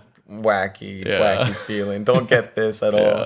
Yeah. You step out of your reality for a second and go, she said it was that's bonkers. Container of the olive oil just triggered her. It was me on one side, you on the other, and a band of like green beans. Like, she goes, and she had lived that moment prior. Exactly. I feel that, and make no explanation. It's even weirder for that. Oh my gosh. But anyway, point being, what was I even talking about? Well, we're getting into dreams, multiple timelines, imagining. I was telling you about imagining. So this is something that I picked up from a podcast called Synchronicity Podcast.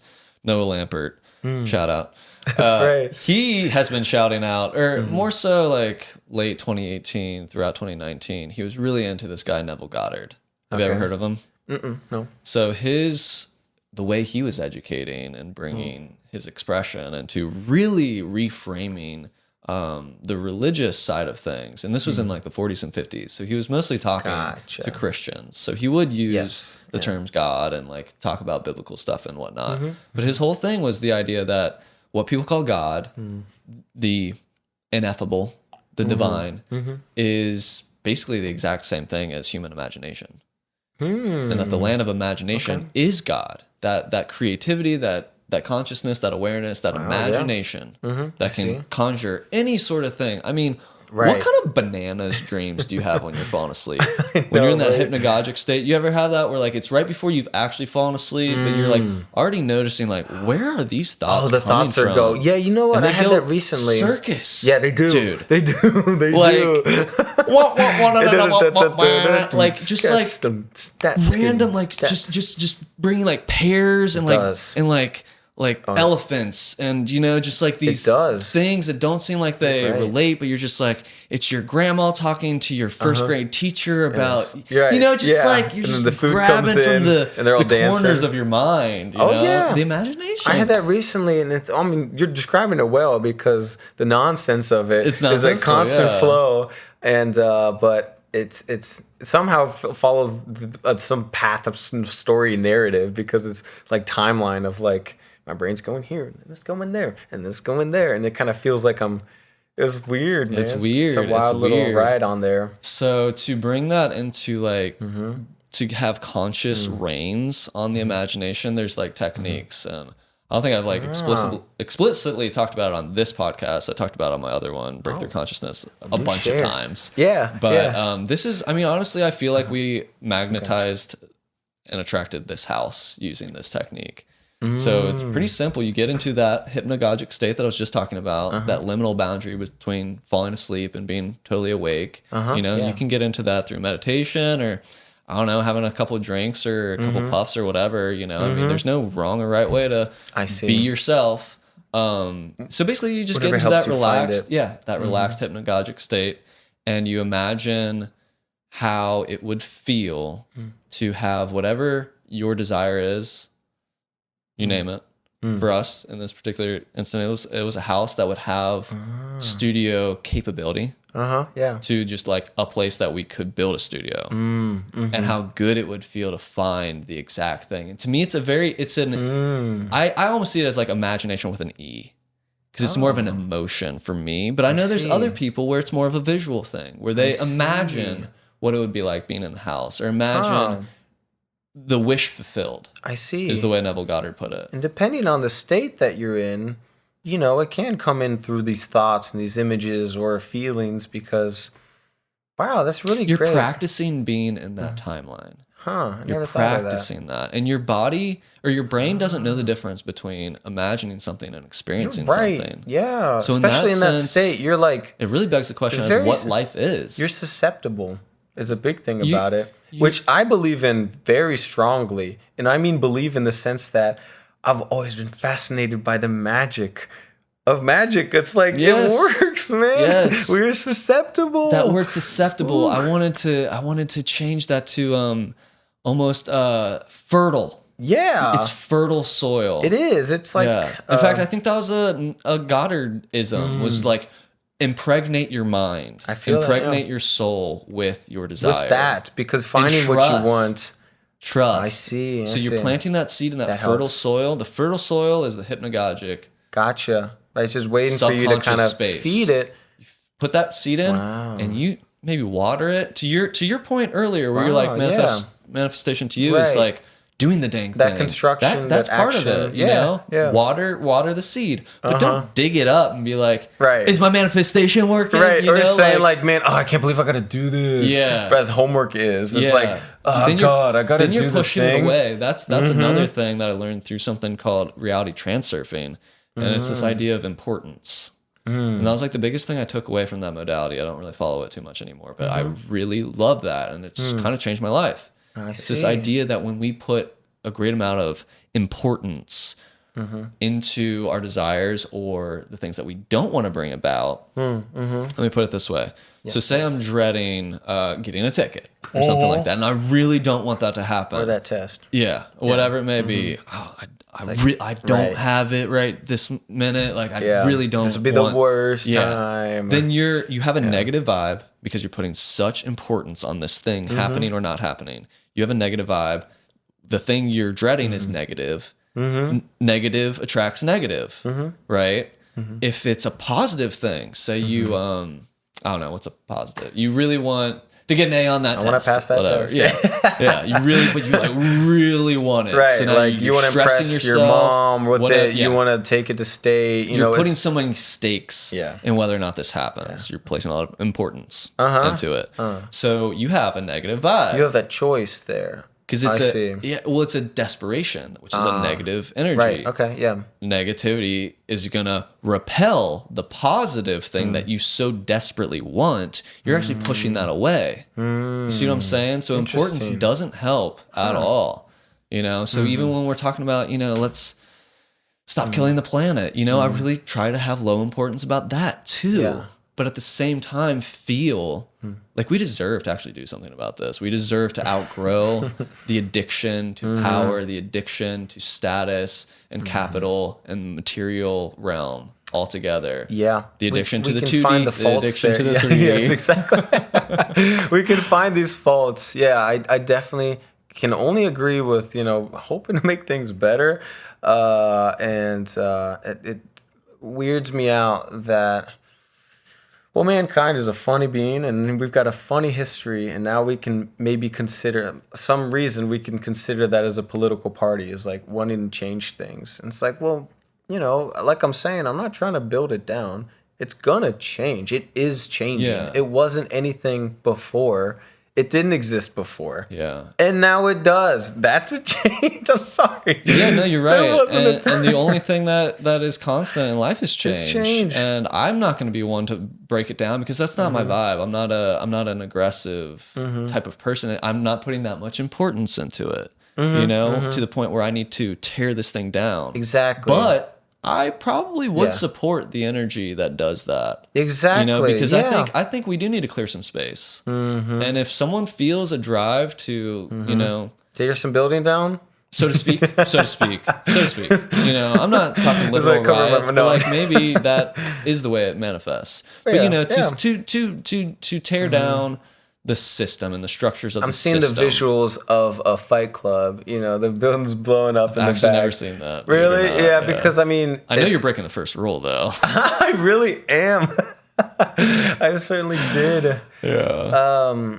Yeah, no, it's hopeful, Yeah. I think it's part of my Brazilianness is for some reason Brazilians, like, as worse as things get, they always think it's gonna get better. I mean, I'm with you. Dude, I think that's a beautiful stance because it's really not putting so weird. much importance into the positive or the negative. It's we're here for the ride.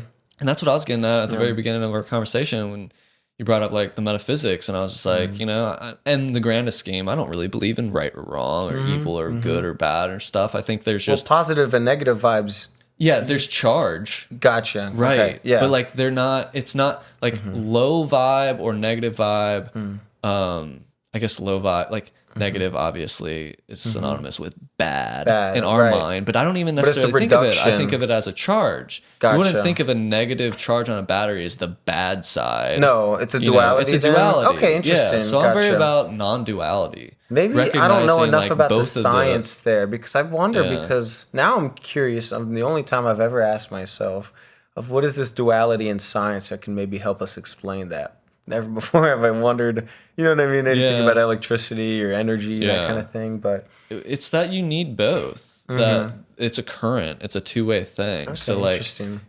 just like the toroidal field, like there's the positive charge, which is the output, and then the negative charge is almost the input. Or maybe you could flop those, but that's an illustration of the idea. I see. So it's this two-way street. It's the poles. That's the change, right? And that's also like non-duality is this term for, I don't know, you can't even really call it a philosophy. It's just, it's beyond like words almost, but basically the idea that like truth is beyond those extremes. Like, because truth recognizes that it's not all about the good. It's not about, good versus evil and good needing to win or love always wins or whatever. It's this is a dance. Yeah, it's a dance between the yin and yang. Yeah. And like you need both. We couldn't live in what we're in. We're living in a dualistic universe. We couldn't experience this without those dualities. Exactly. And I think so in that sense, bad is good because we couldn't experience good without the bad. Yeah, the dualities is a great kind of like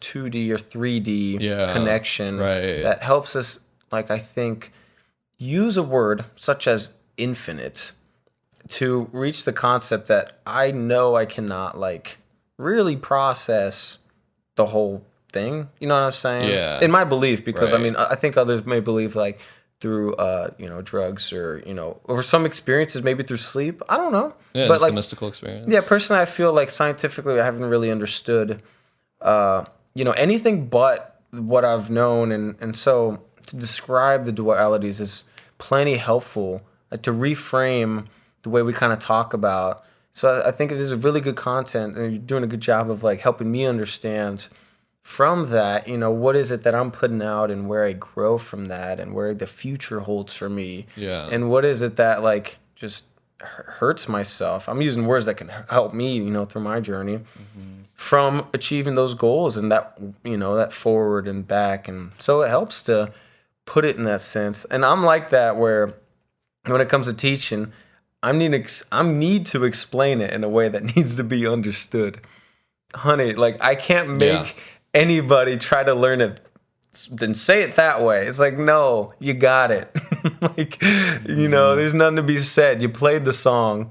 Everyone liked it. Like, like it was awesome. Thank you. You know what I'm saying? Like, we're happy for you doing your thing. So that's that reward that we can change that implementation. You know what I'm saying? So other kind of skills and asset, man, I'm hopeful for myself, honestly, like not to brag, but it's about that. Like I see these opportunities, like we can be running that, we can be working that.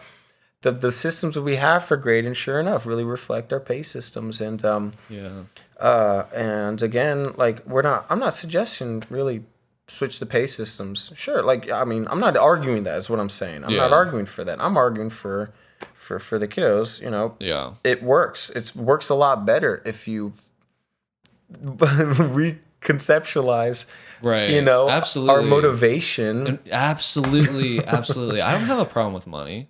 I don't have a problem with using capital as a way of exchanging energy. It is where we are. But if we recognize it as what it is literally just a tool for expressing and exchanging energy. That's what it is. Rather than a god among men. This scarce resource, which it is not. It is man-made. It is imaginary. Yes, it is. Yes. We absolutely created it with our imagination and our creativity.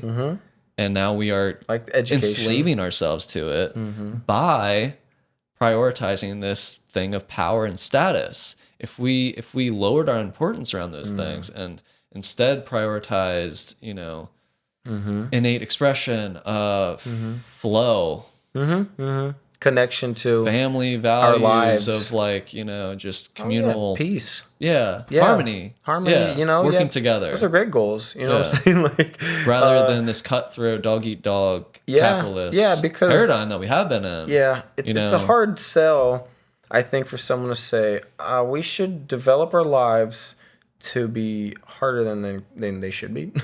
And I'm just what do you get? I know I'm going way too basic because I think what would make it harder? If schools can model a way for us to try a different way of engaging with our lives. I mean, I think like it would be better for us to consider those concepts of justice and humanity and these needs, just the needs that we have as human beings. That's all I need to address in building the curriculum or building the whatever a philosophy for education should be. It's building the needs of our society. A school is made to build our people to fix really the needs of our society. We're just trying to help ourselves. And to instill the values of the society. So I think what is really needed is a paradigm shift. I think are effect of that. You know what I mean? Because first and foremost, the whole goal is... Well, I don't know. I think they're hand in hand, honestly. Yeah, no, that's fair. That's fair. I think the curriculum reflects the values. That's more semantics about like where's it lie. Sure. So like, so going with that concept of like that's the whole point of it. We can better address our needs directly like that because they are doing that. We are telling them this is what your life is. All right, and basically right. But I think that now we are better understandings, and we should implement some of these learnings that we have about about ourselves and our well-being and our society and its well-being. It's a hard concept. It makes sense that we haven't really understood well, and it'll take time for us to get better at that. But maybe that's a direction that we could be taking us because throughout time and through time. People will grow and learn to help each other. They'll find more needs. It's easy to find needs and find your place in society. Like there's enough work to be done. So Yeah, that's totally. never gonna. There's always dishes to clean, or someone to make something that makes it better. Like, well, I think that's part of what deters a lot of people. I mean, it definitely is what deters me. Is I get to this point in the conversation, and I'm just like, well, how do we implement that work? How do we actually make changes and access and inspire and connect with those who have the power to make these changes? I'm just a dude in a room. I feel that. Like I feel that helplessness too. Yeah, right. Absolutely. And when all I can really do is focus on my your connection being Yeah. and the way that my own awareness. And I think part of reforming education is going rogue and allowing this to be education, allowing not to like put this on a pedestal that like we've got it all figured out. Obviously we don't, we're exploring it. But to have more conversations of exploration, Questioning, and not just questioning, but also like the way I see it, man, I think we need a paradigm shift of value, and the way that we're going to be able to do that is by collectively shining our awareness, expanding our awareness. And I think that's what it all comes down to is ego and awareness.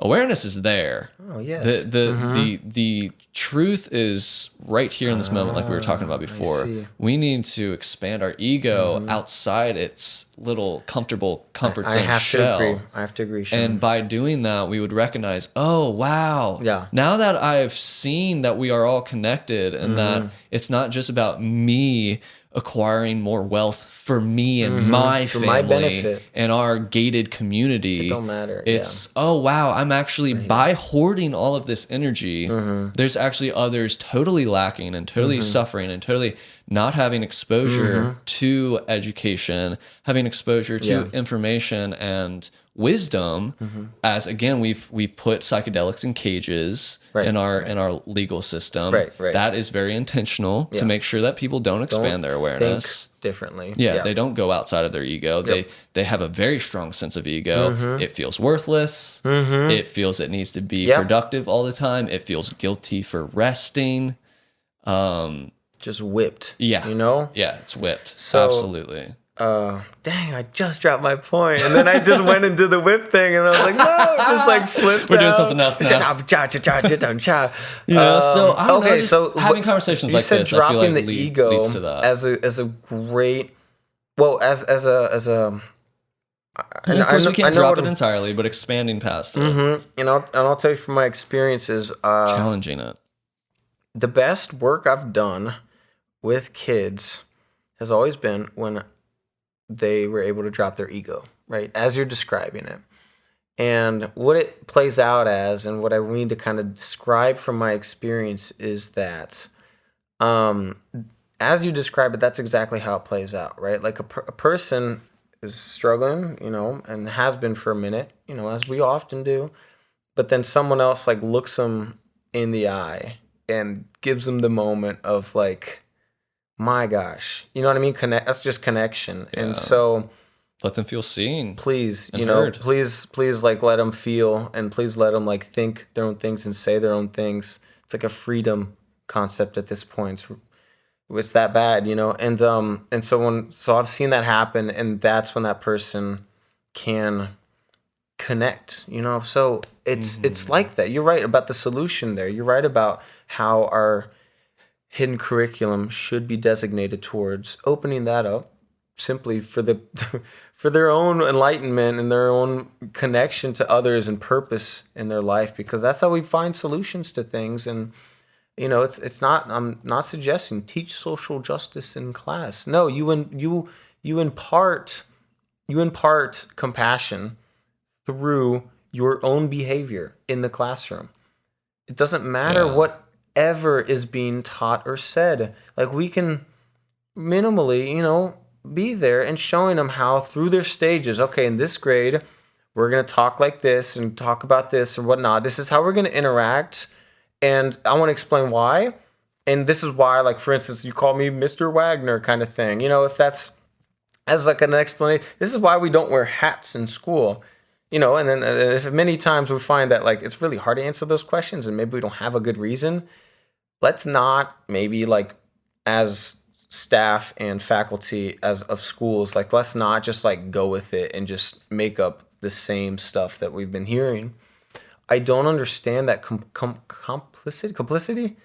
Why? Compliance Maybe and it's just such. me. Thank you, compliance. I get really frustrated with that. And so as far as finding my future, it's like, how do I give energy to these people that I don't identify with? But regardless, it's just more about, what is the solution? How do I work this? That's what frustrates me so much, is that it does feel like such an uphill battle, and it's hard for me not to feel that we just need to scrap it and start over. Right. But again, That's helplessness. yeah, and the way I reframe that is reasonable. that I feel like the more that we just awaken our own sovereignty, recognizing that power actually does lie within the depth of the moment, which we all That is have very hopeful. direct access to through our body to experience the moment in. In fact, we can't avoid it. We No, try to. Yeah, absolutely. We try to. We try to. Just No, kinda the like- moment's here. Just and, trying to not be living. But oh, totally. it's not that man. And easy, you can burn years and decades like that, and I've burned quite a few years like that. and then 10 years will have gone behind Yeah, you. man. No one told you when to run. Pink exactly, Floyd. dude. Exactly. 10 Years Gone has been speaking to me. Zeppelin, do you know that song? Oh, It's really? one of my favorite Led Zeppelin songs. Nice. Yeah. But anyway, I think what I was going to say is something to the effect of the more we awaken our own sovereignty and expand our personal awareness and our social and communal awareness, the more we actually make those old structures obsolete. Yeah. Because we're not giving our power to them. Yeah, we're And the more, Making all it things takes better. is, one eccentric billionaire to make a lot of change on the earth. I mean, The capital's for some there, reason, Elon Musk thinks he's doing that by buying out Twitter for $45 billion. Like, can you imagine? Is it really for the sake of like protecting free speech? That's the glimpse I got into. I didn't Yeah, read too or is deeply that just into the it. headline? That's the headline. And I have nothing. I don't know. other I don't know info. about his agenda. I don't really care. But Right. I just saw that figure, 45 billion. Like, wow, you could do a lot for the infrastructure Yes. of a country and of a planet with that type of energy. He decided to buy out a social media network. Okay. Oh my No gosh, judges, yeah. man. I don't care. I don't know Exactly, enough about but- it, but I just stating what I've seen. And that compared could- to what we yeah. can see as a great option, Yeah. So Yeah. anyway, man. Pay I me, think- right? Like to run things, Give me $43 billion to fix education. I'd do it, man. I don't care. Like, I would sacrifice my life if it meant making it just better for the whole thing. But Because here's the thing, though. Like, I hear you, and I feel where you're You going. know? But like, my question is like, is it authentic if it comes raining from above? Great question. if wisdom is enforced and imposed on us, is it true wisdom? Like, I almost feel like we need to somehow great question. facilitate time and space and opportunity for people to learn these things on their own. True. And then actually grassroots want to change things from the ground up rather I than rich see. people I coming see. in and say, hey, I got the capital. No, We're yeah, going to do great. things this way You're now. right. You're right. You You're know? right. It's kind of a bold take. It It's- wouldn't well, work. That's why I'm laughing to be like, Yeah. just give me all the money. I'll do it all myself. It's like, no, it takes the grassroots. It takes the people. It takes understanding. And that's the problem with, the socialism talk, too. It's a just like, cultural if thing it- as well. I think it's really fascinating. Maybe I've grown to give more value to the social capital and the cultural change agents as really being more effective change agents towards these systems that we have. I think that we do have maybe in an energy sense, but more in a societal sense, the power to send the right message. Yeah. And I don't know if music or this or that, but like putting it together and making it understood and making everyone kind of like, I think we're able to convince, if it's the right thing to do, I think we can convince everyone. I'm sorry. That's very, very naive of me. All I No, need man, is don't even say that. It doesn't have to be. true, but it's like, Yeah. It's hopeful. I mean, it won't happen, right? I know that, but the thing is that I need to find things that we all agree on, and that's not impossible. Okay, let's talk about a couple. Because Like, I think when it comes to the lady on the street talking about her views, yeah. I love the view of her, like of her experience and her explaining everything in her life, because spirituality is an example that's like, man, this is really lived and visceral. So I'm gonna respect the hell out of her experience. I'm not gonna tell her anything she says is wrong. Yeah. But we need to find the common ground, and that's it. That's truth for me. Yeah. And we find that by asking questions, don't you think? Mm-hmm. I think so. And is this not the right thing? I have a bad habit of just talking saying my opinion what it is. And saying that that's what it is, and I'm learning how to like facilitate the space. You're right. I think questions are better. People have to discover on their own. Yeah. For it to be true. Like I feel like the only thing I can do by speaking my talk about pedagogy. That's everything. I don't really know what that means. What is that? This is honestly like I'm embarrassed because even through all my years of studying education, I don't know if it's pedagogy or pedagogy, and I don't know if it's because of my motto. Tomato. I don't know if it's my English or Portuguese or my illiteracy, and so it's on that topic of how the content is taught, how the teacher is gonna manifest it in a way that is encapsulated by the students. Okay. So if is that clear? That is what I'm talking about. Yeah. Exactly. Yeah. So that's that. And my point is just like allowing space, facilitating space. Okay, I'll give you a perfect example. My teacher, William Hayashi at Columbia College, other than meeting, a handful of like really good soul homies at that college, he was the number one best thing about going to that school. Great. He taught 2 classes that I taught, or that I took. He taught other ones. And how was it that he was the... Here's the thing. Okay, so the first class I took of his was called Spirituality and Empowerment. And for the first half, we here's how. He would form a circle. Get your chairs, form in a circle. And he was a part of the circle. He wasn't in the middle of the circle. He wasn't outside of the circle pointing at a chalkboard or whatever. He facilitated conversation. He allowed space for people to share. He opened up vulnerability. He shared about himself, whatever. And it was a class that we were reading Eckhart Tolle, that type of thing. There was this one that we read called now I can't remember what it was called. Well, let me ask, had that experience, that class set up, that space, have you ever experienced that ever in another classroom before? It reminds me of kindergarten. Gotcha. Yeah, I hear you. We did like show and tell, and we would sit around the carpet or whatever. Yeah, that's in a circle, The same thing I described to you from my other experience. Isn't that wild? It hit different for you. And honestly, what if it were a different topic? But again, with his connection, authenticity to it, like even if it were about chemistry, at that point, maybe I would look at chemistry different. Maybe I could find it because but is it the content though? Is it? I'm opening up. Who knows? Or don't you feel? What do you think? I don't know. Don't you feel it's about appeal? Like it's an individualized. Of course, there's an appeal to us. Like, yeah, I'm a shy dude. I don't always like sharing with people, but he led the way. He shared something. He allowed space. Like, if you didn't want to share, pass. You know what I mean? But like, there was an opportunity. He did that? It came around like that every day. Oh every my day. gosh! In fact, you know what? I think it was the exact same thing as what you were talking about. I've never done that before. I'm pretty sure every single class open, because we only had class once a week. Share something. We shared something about what happened over the last week. Oh my gosh! Why is it so simple? That's just now coming back to me. So hard to like reach at. Yeah. That practice is actually a Montessori practice. Okay. But I don't even know that much about Montessori to really claim that like. Okay. I don't either. I know it that. Does seem I saw that cool, they though. did some good things. Yeah, it seems definitely in the right direction. But I can't speak on personal experience. I haven't invested my time in that because I'm like, great, those schools are doing great. I'm looking at the schools that aren't doing great. I want to fix that. Like, those are some big problems we still gotta, that come back to. That goes back to something we were talking about earlier today. Like, do we put our attention into those who are ready to receive us, or do we talk or knock on the doors of those who have their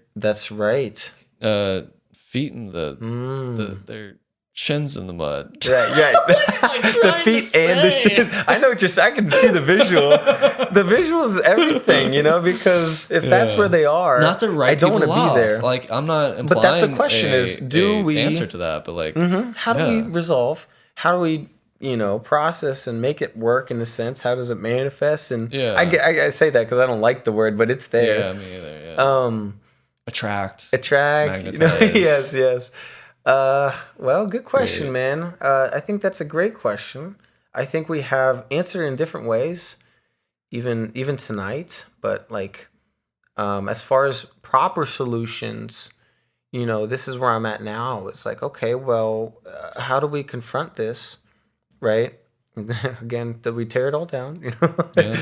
But do we tear it all down? Well, I Or think it do we comes tear it down- all down? No, not at all. Now, do we tear it down No, physically? well, physically or do and we tear spiritually. it down metaphysically? Metaphysically. Or do we tear it down mentally? Creatively? They have been tearing it down artistically. That's how I feel, though, man. They have been tearing it down. Yeah. I All the mean, we've constructs- been a part of that, for real. Every And that's human what I wanted being. to ask you. Yeah, go ahead. No, what were you- Every human being is gonna grow up and live their life and die. Yes. Oh, so like, Can we talk about that? Yes.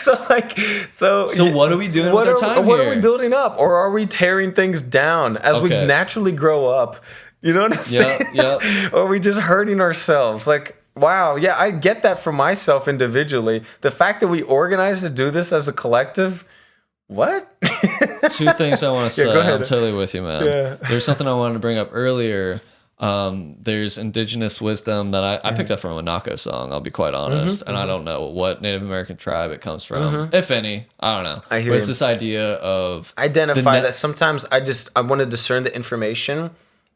You know what I mean? Not really like appeal to authority and try to find the reason why it's important, but if it speaks your truth, then Exactly. we're with it, and we could also use other evidence to kind of. Exactly. But anyhow, yes. Exactly. It's the thing of what are we doing for the next 7 generations? Seven. And really thinking that foresight, that vision. And that's to your point, these things that we're doing, are we just squandering our time just trying to survive? Bro, I'm sorry, Yes. spoiler alert. Yes. You can't take any of this No. into death. But they will. To cross the You said threshold. 7 generations. It's gonna come back to them. So exactly. Yeah, there's consider it as no important. prize at the end of That's your of goal. working our lives away. Maybe that's you the know? goal of schooling. As an example, it would be 7 generations in the future. I mean, Yeah, that sort of planting thinking seeds. is another kind of Yes. solution. It's not the one, you know what I mean? Because And we're it's working with that. We're working with it, and it's the type of idea too that, like, I've seen some quote that, like, something about the wise person is one who invests into planting a tree that they won't taste the fruit of. It's the same exact idea, I see. planting seeds, like, and that wisdom that I may not actually see this thing through in my lifetime because it takes time Yes. to change. Wow, yeah. And I'm not trying to convince people. I'm not trying to change minds. I'm just trying to open my heart. Yes. And yes. by doing so, I feel and trust that I will start to attract and magnetize a situation where other people are doing the same. And like I said, it only takes one billionaire. It only takes however many people in positions of power to awaken. I kind of cringe at that word, but you get my point. It's the dropping To open of themselves. that, like, if I see something wrong going on in a school and I'm a teacher, I'm gonna bring it to. I'm always in the school. Yeah. Like, in my nightmares, in my dreams, in my realities, I'm in the school, man. Yeah, So yeah. And so I want to make it better because the dream state of school is not very good. Funny you bring that up. Side tangent. I have a very recurring environment in my dreams of being in school.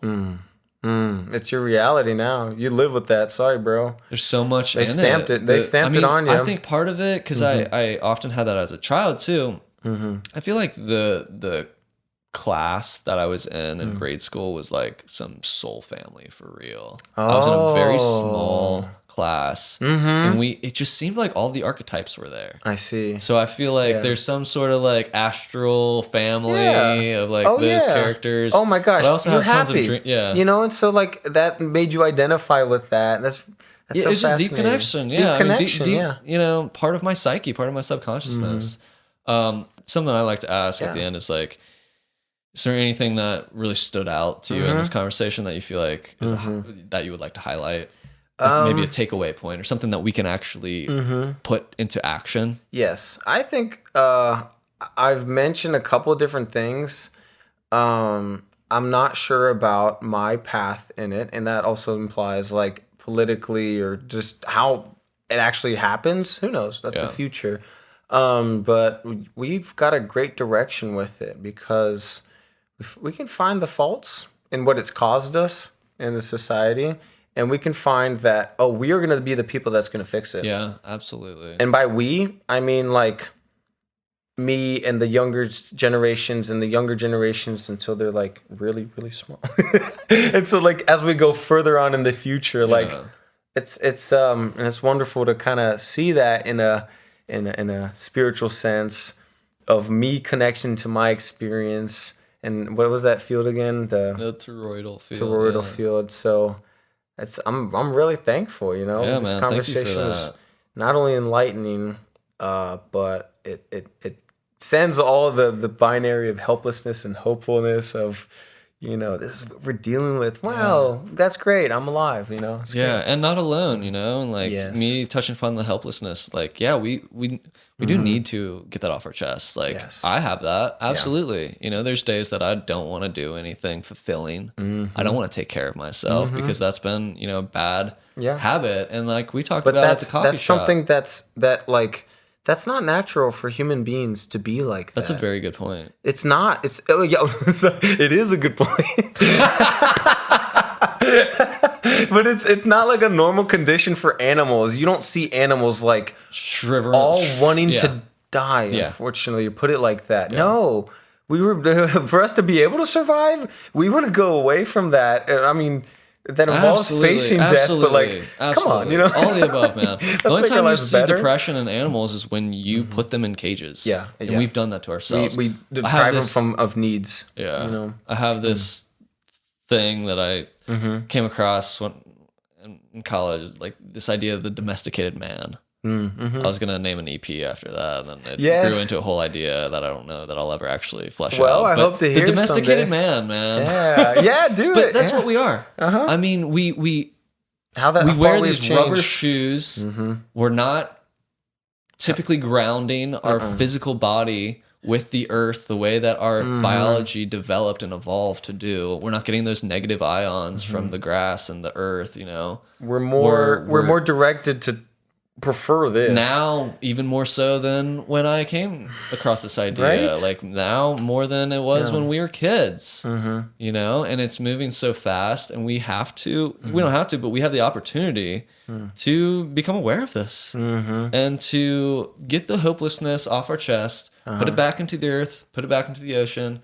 The earth and ocean are vast enough to wash out our worries and our importance, you know, and that type of thing. Oh, absolutely. And let's just get this movement moving. Oh my we gosh. deserve it, man. And we deserve it. Let me practice the practice, which is let me do what you just did for me now. Let me ask you, what is your kind of takeaway, or what's your kind of thought that you'd like to share to finish up the episode?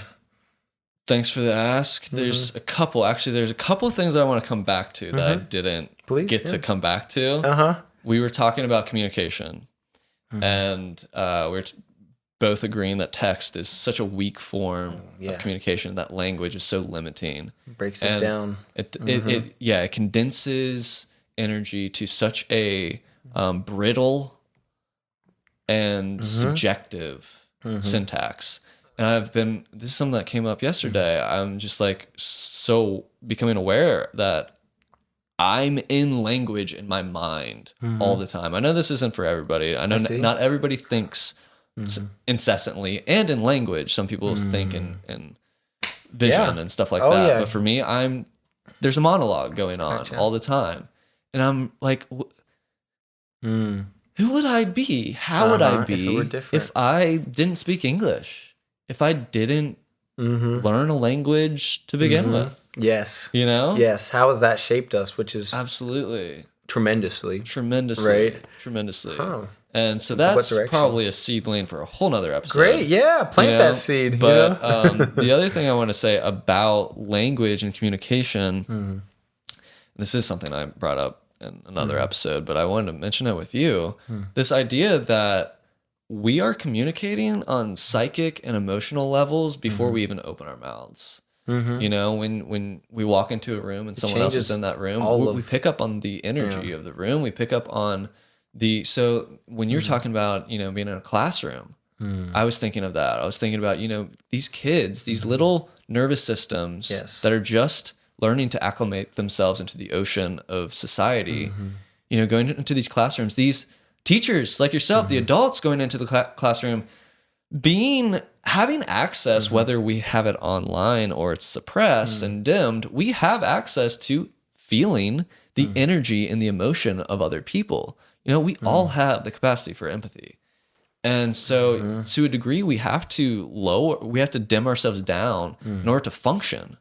Because if you walk into the room and you're sensing every trauma and insecurity in these kids, like that would be crippling and overwhelming. I see. Yeah. You know what I'm saying? I see. And so anyway, I just wanted to point that out because I feel like that's something that I really would love to see talked about more.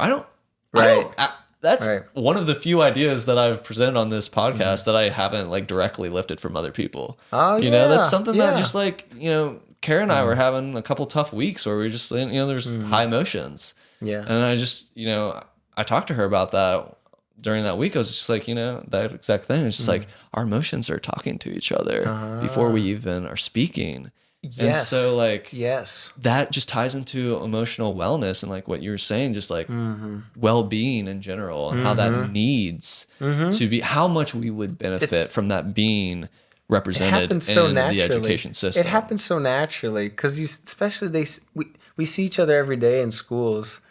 Things come up, but working the faults there. It's like, I'm so sorry this happened to you. I'm not going to put it away. I'm not going to say, but we need to get this done right now. Honey, no, we are here for that. I think schooling is there for that as well. We have this wonderful system that, reliably keeps our young people safe and connected to each other physically. You know what I mean? They share the same space and everything. It's there, right? Like we have this, all these methods that can just help us, but it means addressing those issues, and that's hard. You know what I'm saying? Exactly. And it's scary, but that's another way I can see that as a solution to things. But I know. Which leads me to the other thing I wanted to mention really briefly. Absolutely. You mentioned AI, and I just wanted to say that like I feel like that's a misnomer. I don't feel there's any artificial intelligence. I think there's just the moment unfolding.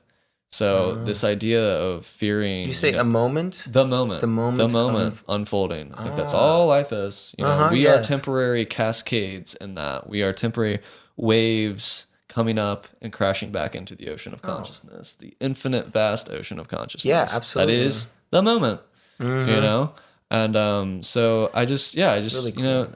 That idea that I just think there is an intelligence unfolding and that we can trust that and we can also participate in it. So you ask what my takeaway is, like that, like let's participate. Let's figure out what areas of our lives we do still need education in, which is to say skill building. Let's search for that, right? Let's be honest about it. Yeah, because I know what it is for me. I mentioned that earlier. Like I need to figure out how to clear trauma. To that. Yeah, simply put, clear trauma. Exactly, to heal yourself and that healing. So that I can share that with others too. And so that I can not just talk this stuff, but actually embody what it would be like to raise my being. Yes. To see what you want, what you need.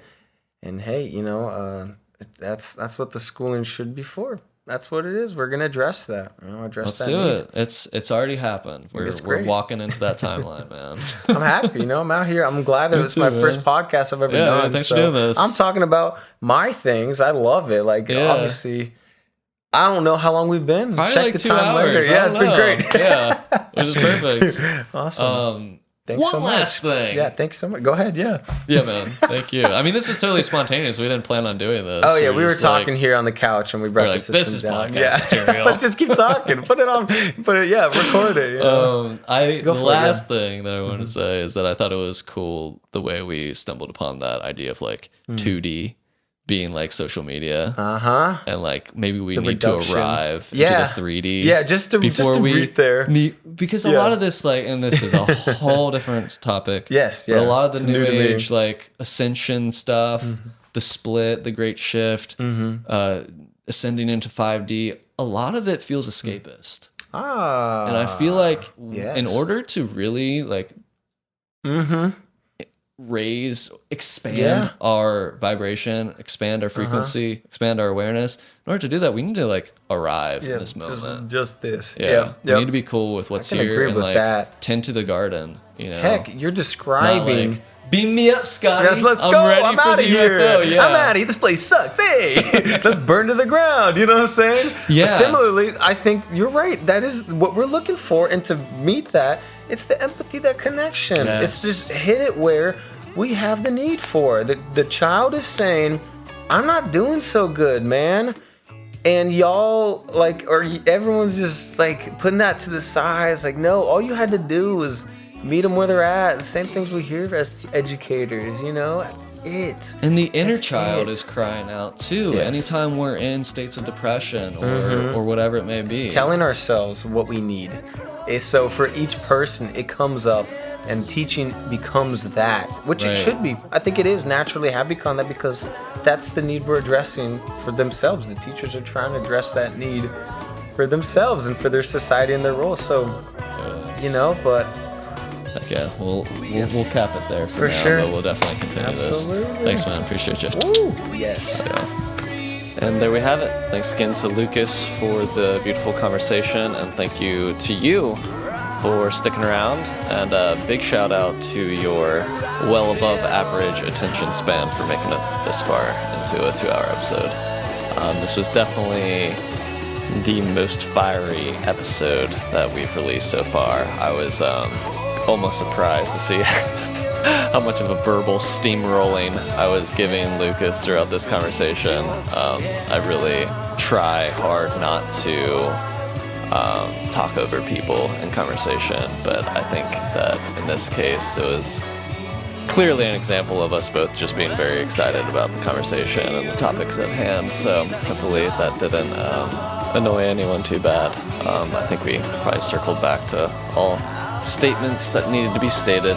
So anyway, appreciate y'all, and come hang out with us on the Discord if you are on the internet and looking for a microcosm of connection on there. All right, keep going, homies.